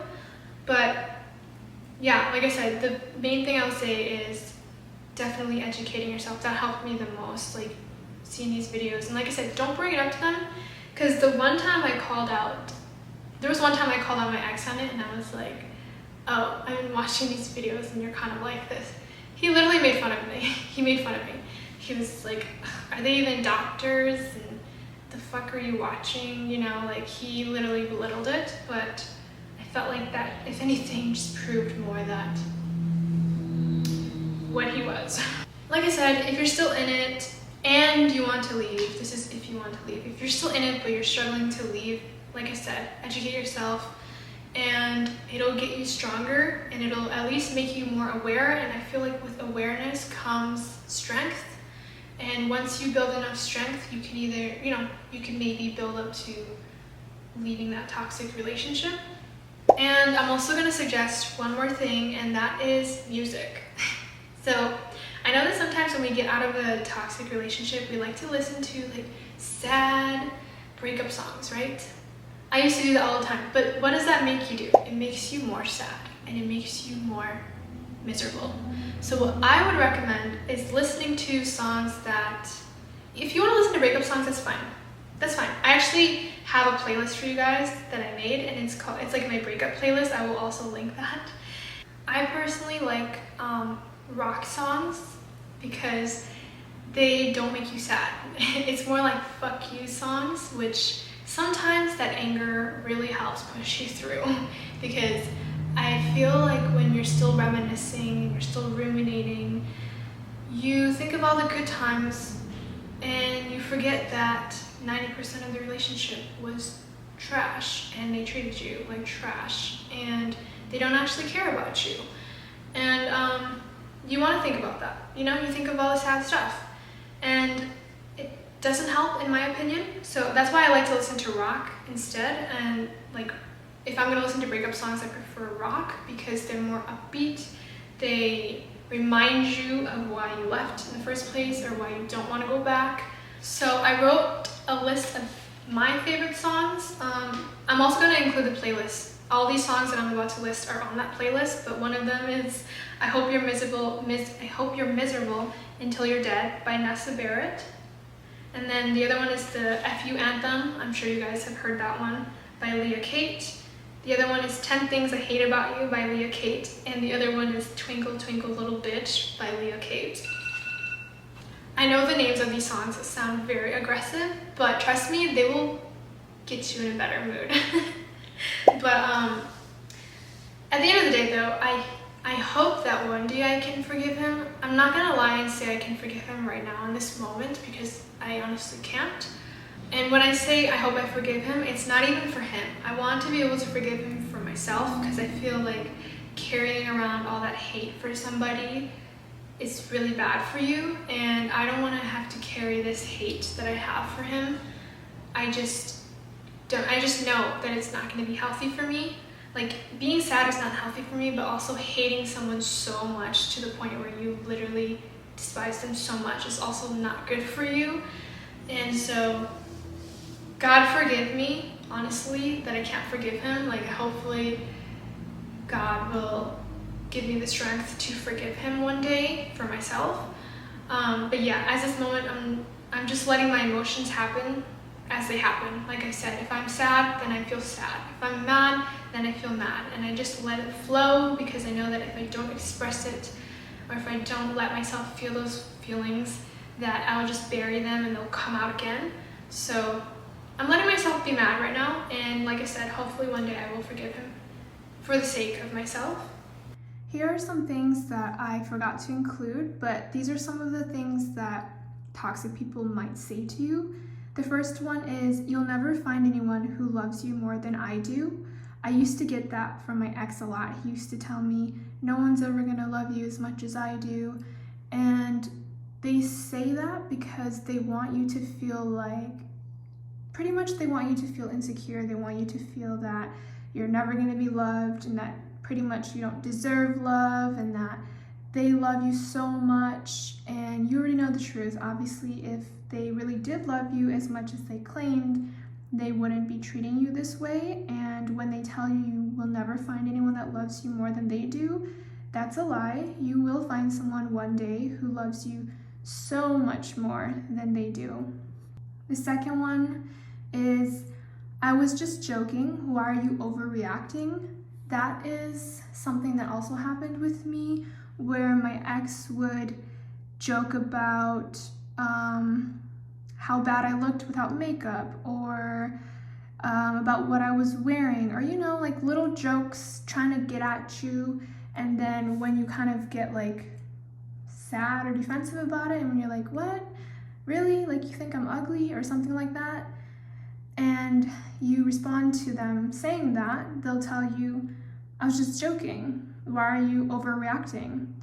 The third one is, I didn't say that, or I never said that. And so this goes with the gaslighting thing that we were talking about, where they might have said something and then you question them on it and they tell you, I never actually said that, because they want you to second guess yourself. The fourth one is, you're being too emotional. Pretty much meaning they don't want to hear whatever you have to say. Like, if you're trying to discuss something with them that makes you upset or sad, they will tell you you're too emotional and you have to control your emotions. Even if you're coming to them and just saying, hey, I'm just really upset that you did this, and you want to talk about it, they will claim that you're too emotional, and therefore you will start thinking you are too emotional, and the conversation will never lead anywhere. There's no resolution, and you're stuck feeling the same way you felt, and they had a great tactic of how to avoid the conversation altogether. 5 is, you're crazy. So obviously I got that one a lot in my relationship. So anytime you're, quote, being too emotional, or you're questioning them on something that didn't make sense, obviously shown by their actions, they will use the you're too crazy to try to, again, make you doubt yourself, avoid talking about whatever they did wrong, etc., etc. Number 6 is, stop bringing up the past and move on. So again, this is another thing to use to avoid accountability, pretty much, because let's say something happens and it's in the past or whatever, but you obviously notice that they're still doing the same thing and you bring it up, they will literally hate you for this. This was something that happened with me a lot as well, because anytime I brought up something from the past to give my ex an example of, let's say he was lying about something, I would be like, well, you did this before, because he would claim, oh, I'm not doing this, I'm not doing that. And so to remind him, or to make myself not seem crazy, I would be like, but I remember this happening before. And he would tell me, why do you keep bringing up the past? Just move on. But there was no way to move on because it wasn't changing. Nothing was changing to move on from. Number 7 is, you're too sensitive. This also goes with you're being too emotional and you're crazy. So it's normal to have feelings, and sometimes we want to talk about those feelings, whether we're sad, we're happy, or we're angry or upset.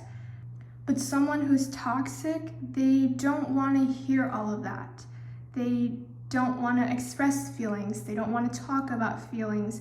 Or they might talk about feelings, but most of the time it's about their feelings, if anything. But when it comes to your feelings, you're just too sensitive. Number 8 is, I'm sorry I did blank, but you made me mad. And again, this is to avoid taking accountability or responsibility. For instance, let's say they do something that hurts you, and you confront them about it, and you say, hey, why did you do this? It was really hurtful, and it's hurtful. tell you, well, you know, they don't tell you right away sometimes actually. They'll just actually maybe argue with you for the longest time, and then maybe at the end they'll tell you, well, I'm sorry, but I only did it because you made me mad, or I only did this because you something. They never really just apologize or say like, hey, I'm sorry, or anything. Number 9 is, why do you always play the victim? And again, I got this from my ex a lot as well. Pretty much when he was saying, why do you always play the victim? It was a situation where he lied to me or he did something, I would confront him about it, and obviously he would never admit to it, or when he did admit to it, you know, maybe I'm crying, or maybe I'm crying, and he'll tell me, why do you always have to play the victim? Why is it always about you? And it's like, okay, you lied to me and I'm sad about it, but I'm not the victim. You're the victim. It's just projection. They want to be the victim, even though they did something to hurt you. Number 10 is, why do you always like to argue with me? And this one is kind of funny because they tell you that you're the one who wants to argue with them all the time when they're creating these situations that are obviously not okay, or when they're treating you in a way that's not okay, or when they're doing something that's not okay and you call them out on it or you confront them. They'll always claim to say that you're trying to argue with them. Again, that's to avoid actually admitting any fault. That's to avoid knowing that what they did was wrong. They don't want to take responsibility for that, so they'll just say, why are you always trying to argue with me? And then obviously, as you guys know, the conversation doesn't go anywhere. And these are just some things that toxic people might say to you. There's so many more. If you guys have any other, things that toxic people have said to you, feel free to comment what they've said to you. Some ways how toxic people might act. 1, they isolate you in some way or another to get you dependent on them. And this can be small or big. Some people just don't want you to be around family or friends at all. And some might do it in smaller ways. So for instance, with my ex, I didn't really have that many friends or family here anyways, because I'm originally from Wisconsin and I live in California. So my family's not here. And when I moved here, I was new, so I didn't really make any friends because I wasn't in school or anything. I went straight into work, and my work group was pretty small. And so I did make 2 friends from my work group.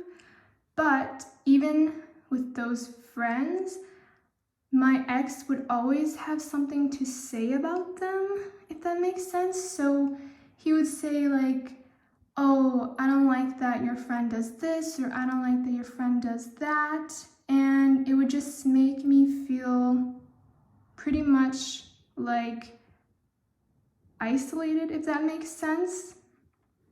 And my ex was really good at slowly isolating me. He didn't do it in an extreme way where he was like, no, don't go hang out with your friends. But he would do it in other ways where if I suggested like, oh, I'm gonna go do this or go do that, he didn't really seem that happy about it, if that makes sense. Or it made me feel like I couldn't do certain things unless it was okay in his book.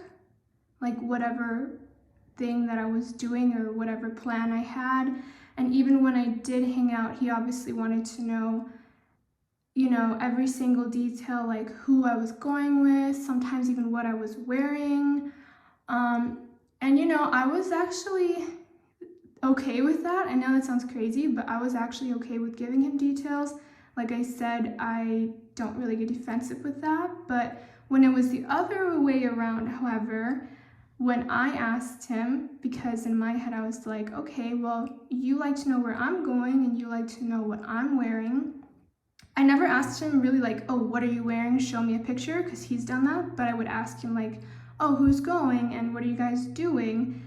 Because he asked me, so I thought I could ask him, but it was only okay if he asked me. If I asked him now, that was a different story. That was then, oh, you're asking me too many questions. Oh, you're pretty much being annoying kind of thing.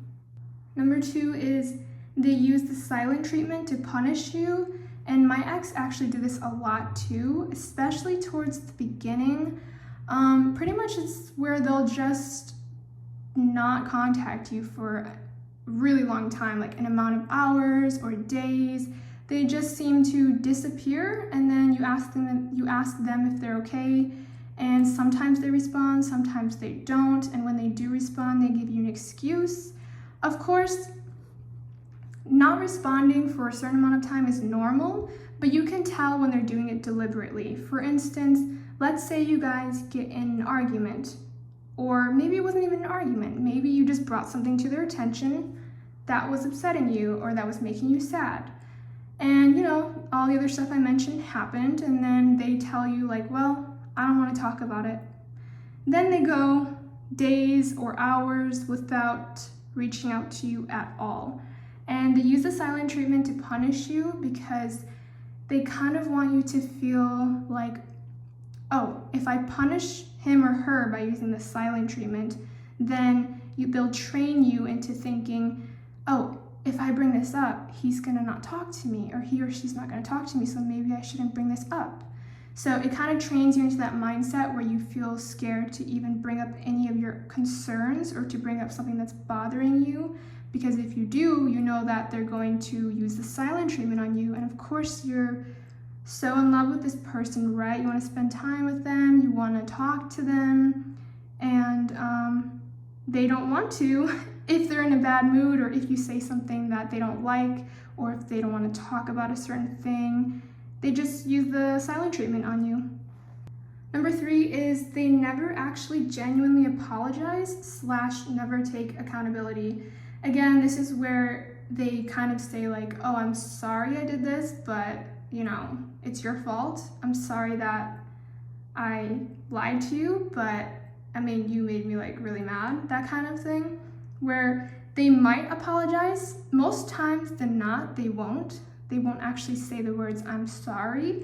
And even if they do, it takes hours. Let's say you're having this conversation for an hour or two and you're trying to come to a resolution and you're telling them, oh, this upset me, and they're telling you you're crazy, blah, blah, this stuff. It just kind of goes in circles and circles and circles for hours to the point where you kind of just give up and you're like, okay, let's just, whatever. When you start to kind of just feel blah, then they might tell you, oh, well, I'm sorry, but then they'll always bring something up. They'll always say like, I'm sorry, but blah, blah, blah. It's never just, I'm sorry that I hurt you and, I won't do it again. It never ends at that. There's always something to slight you at the end. Number 4 is they're overly defensive. And this is, again, like if you question them, you're questioning their authority, right? If you ask them anything that they're not comfortable with, for instance, oh, like, where are you going? Or anything like that. Any question could really just make them defensive, to be honest with you.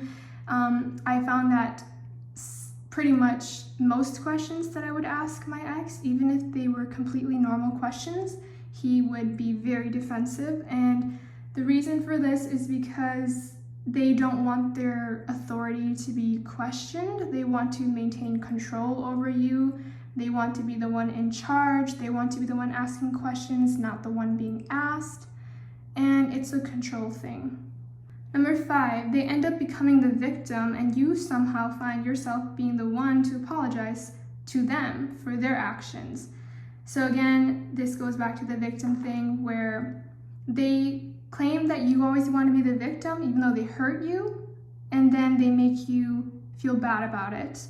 So then they become the victim. So it suddenly flips and you find yourself apologizing like, oh, they hurt you, but then you find yourself saying like, oh, I'm sorry I brought it up. I'm sorry that pretty much they hurt you. You're pretty much apologizing for their actions. You didn't make them do this thing or whatever, but you're the one who ends up apologizing just because they start talking about how bad their life is then. An example of this is when I was with my ex, there were a lot of times where I would bring stuff up to his attention, and I would say like, hey, why did you act this way? It made me really sad and upset. And of course he would deny it. We would go in circles, we would quote argue, because anytime I would bring up any type of feelings, he would invalidate them, say that I was crazy, overreacting, too sensitive, and that he didn't want to talk about it, and it would end up with him talking about himself, actually. Then it would end up, the conversation would totally end up somewhere different, where he would be like, oh, nobody supports me, my family hates me, you're always arguing with me, my life sucks, I don't have money right now, whatever it is, it just always became about him. And then I started feeling bad, and then I would be the one to apologize to him and say like, I'm sorry that I even brought it up, even though whatever I brought up was totally valid and totally okay to talk about. And that kind of ties into number 6, everything is about them.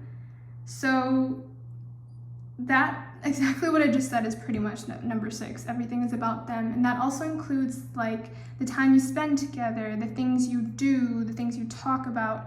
It always has to be on their terms. And even if it's not in their terms, you really feel like you have to fight for it, right? Like let's say you want to go somewhere, or you want to spend this day together. They will make it hell for you before it even happens. They might give in eventually and be like, oh, okay. But it took days for them to even say yes to a small thing, because they want to do it on their time. So whenever you hang out, or most of the time when you hang out, it's when they want to. Whenever you guys talk about something, it's when they want to. Pretty much everything that you guys do, it's when they want to do it, most of the time. Number 7 is they make you feel bad. And obviously, let's be honest, most of the time in these types of relationships, we probably feel bad 90% of the time, except for the love bombing stages where we feel that high. But they make you feel bad in any way that you can. Sometimes it's in a very small way, sometimes it's in very big ways. They say things to belittle you, they're mean to you. There's so many things on that list. They might make a remark about your appearance, or what you're wearing, or what you say, or how you say things. They just make you feel bad about yourself. So I know we talked about this a little bit, but these are some things that I didn't include. But if you're still in a toxic relationship, I would try the gray rock method. Dr. Ramani talks a lot about this, and I'm not going to give you too many details about this gray rock method because I'm not a doctor, so I can't give you the exact definition. I know I did include it like earlier in this clip, like a screenshot of what it was. Pretty much it ties into not really showing too much emotion when you're with this toxic person, like not normal emotions or feelings that you would show when you're with other normal healthy people. Pretty much trying not to react as much, whether you're angry or upset, whether they make you angry or upset, just try to pretty much act like a rock. So you're not really being mean, so you're not like being mean towards them, but you're also not reacting, if that makes sense.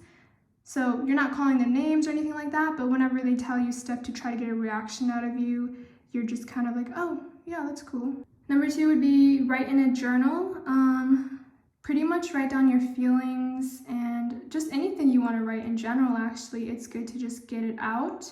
And sometimes even when you reflect back on your journal, you sometimes realize, damn, like, was that really what was happening? Was that really how I felt? And it really gives you a dose of reality, or a reminder in a way that you're not crazy.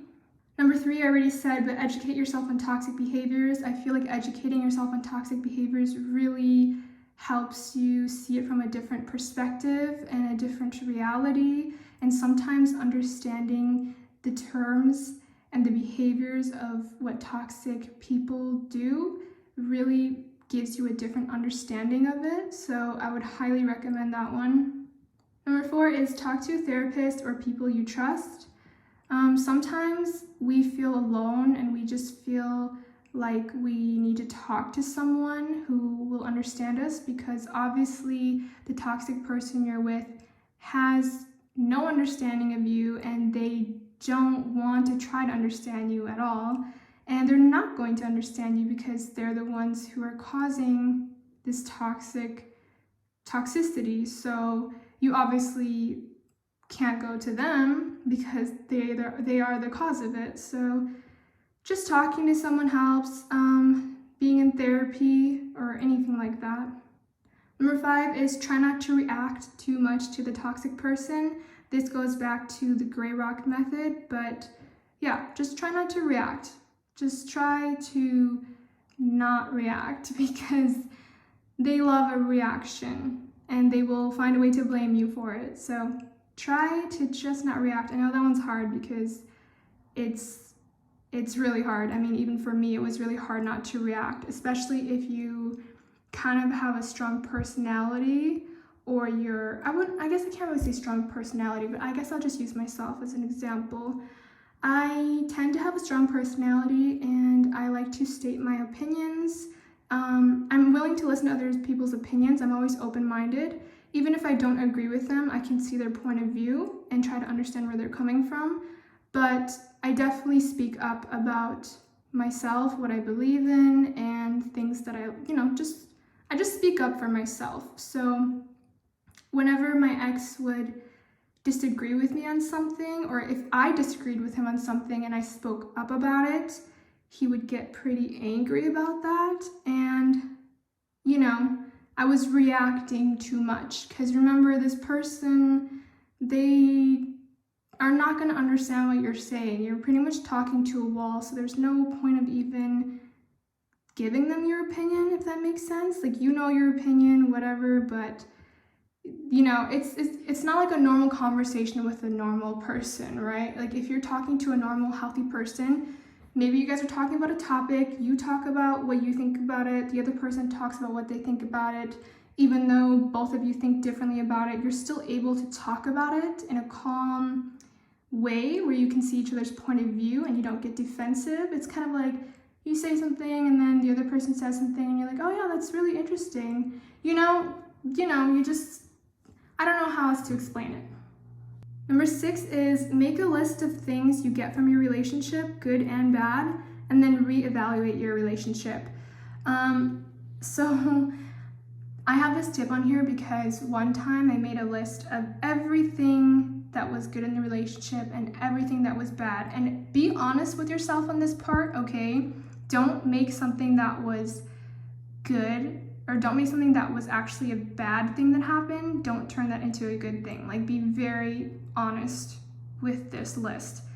And when I made this list, I realized that there were good things, but the bad definitely outweighed the good things. And by some examples would be like, okay, good thing, maybe a good thing is, oh, they make me laugh sometimes. But maybe a bad thing is, oh, I'm always crying. Maybe another bad thing is they never validate my feelings. Maybe another bad thing is they always criticize what I wear, they always criticize what I do, etc., etc. And when you compare the list, is it really worth your happiness? I would just say, like I said, don't rush. I know that it's harder to get out of a toxic relationship than most people think, but just try to reevaluate your relationship, reevaluate what you really want and what you think that you deserve, and all that stuff. Now, if you left a toxic relationship, sometimes you go back. And my whole story that I told you guys for 2.5 hours was a prime example of leaving but never leaving, right? And even when you did leave and you were trying your hardest, you would always go back. So these are some tips if you left a toxic relationship, like if you left. Number 1 is try the no contact rule if you can. Again, like I said, the no contact rule is for you. It's not for them. It's not to spite them. It's not to, make them mad in any way. It has nothing to do with them. The no contact rule is for yourself, because if anything, when there's a toxic person in your life, they will somehow try to find a way to talk to you, to bother you, to get you back, or to whatever, to start an argument, to just text you and say, hey, how's it going? Whatever it is, and you might be in a place where you're not strong enough, and you might want to text back. You might miss those feelings. You might miss, the rumination thing. You might think about the good times and forget that the bad times outweighed the good times. So no contact rule is really for yourself, so then you can focus on yourself, and so you don't have to, deal with any of the toxicity, and so you can heal. And it's just really a good method, in my opinion, because you're cutting something toxic out of your life, and you have to remember that you don't need that toxicity anymore, and that you deserve better, and there's no reason for you to keep someone toxic in your life, whether it's a significant other, a friend, sometimes even a family member for some people. You really just don't want to deal with that, because it affects your energy, it affects your emotions, it affects your life, and it can be very detrimental to your mental health and sometimes even your physical health. Number 2 is try the gray rack method, and this is more for people who can't really go no contact. And when I say can't go no contact, meaning people who have kids with this person, or have like a tie to this person. And I'm not talking about just like an emotional tie that you think you have. I'm talking about like a real tie to this person, like kids. I'm not going to talk too much about this because I was never married, I don't have kids, so I can't claim to understand that or to fully talk about it, but I've heard Dr. Romney talk about the gray rock method before. I'm going to have the link below to that method, and you guys can check it out, but I would recommend that for anyone who can't actually go no contact, or who can't go no contact. Number 3 is try not to give into hoovering. So that's why the no contact rule works. Of course, sometimes they don't stop at that, right? But let me explain hoovering first.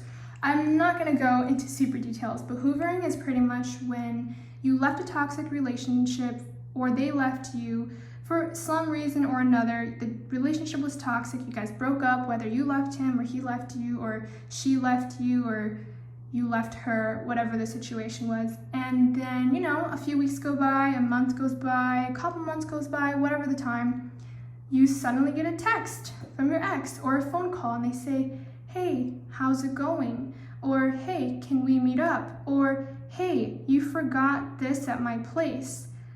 Or whatever. There's a lot of hoovering techniques that narcissistic, toxic people will use, and Dr. Romney explains it perfectly, so definitely go watch her video, it's linked below. But it's a way to try to get you back, and sometimes it's not even to try to get you back, it's just to try to get under your skin. An example of this actually happened to me so often in my on and off relationship with my ex. There were so many times where I left him or he left me. I would honestly say that I left him more than he left me, but regardless of that, anytime that one of us would leave each other, he would reach out to me later, or one time he made a fake Instagram account. He called me no caller ID. He texted me on random numbers. I even had to change my phone number at some point because I actually left him. One of the times I left him in our relationship, that was a time where I felt like I was done, and I went a month, and it was really hard for me, but I started doing so much better. And then all of a sudden, he texted my friend.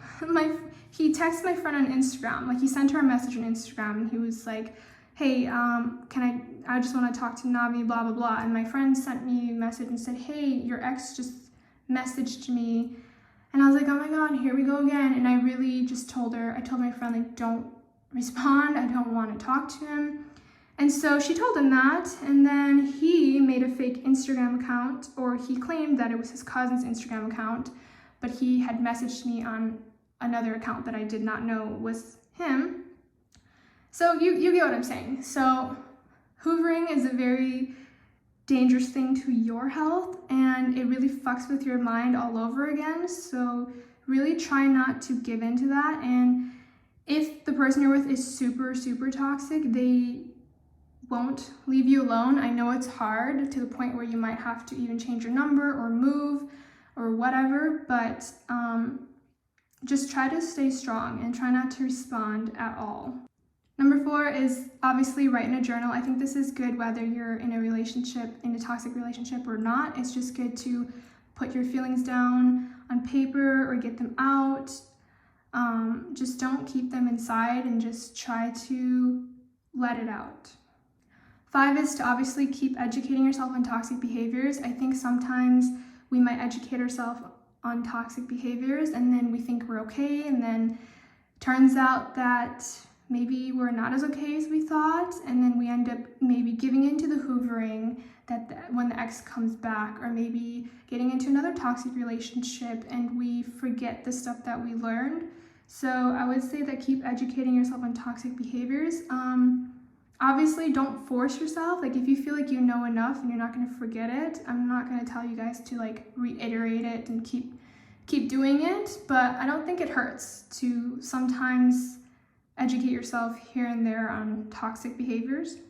And of course, number 6 is, again, talk to a therapist or people you trust. I know sometimes after you get out of a toxic relationship, you just want to talk to someone who understands you, whether it's a friend, family, sometimes even a therapist. I know sometimes it helps to talk to someone who's not directly related to the entire situation, because sometimes our friends and families, it's sad, but it's sometimes the case. Some of them don't understand, and they might even make you feel worse about it, or you might feel like you're bothering them.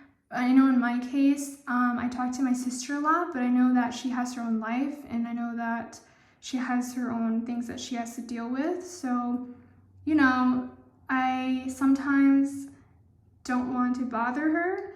So in that case, I would say talk to a therapist. I think that's it for this video, actually.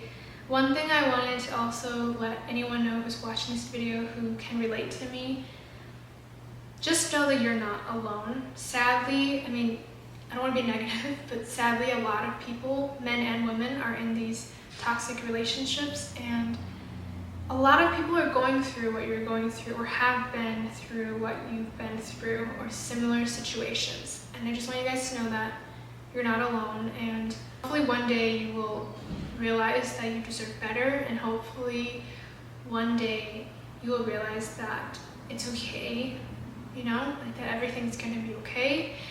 And yeah, so that was my whole story. I didn't explain everything, but I did include a lot in this video.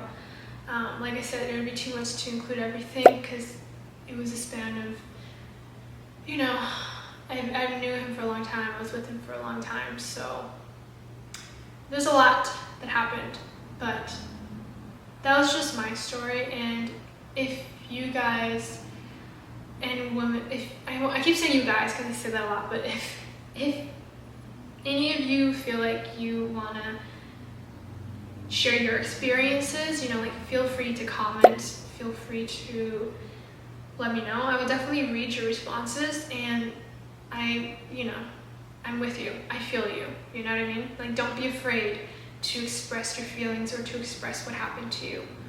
And so, yeah, I think that's it for this video finally, and my knees really hurt because I've been sitting on the floor. I'm literally gonna go relax now because, as you guys know, I'm moving, so I have a lot of stuff to do with moving too. Like I said, I have a moving vlog series, so if you guys want to watch that, it's on my channel. I also have the card linked in this video. It's like that little eye in the corner. It sometimes pops up. And so If you guys don't watch that, go ahead and go watch it. But yeah, this video is going to take forever to edit because it was so long. But if it could have helped you guys in any way, or made you feel like you were heard, or made you feel like someone out there knows what you're going through, then it's worth it. So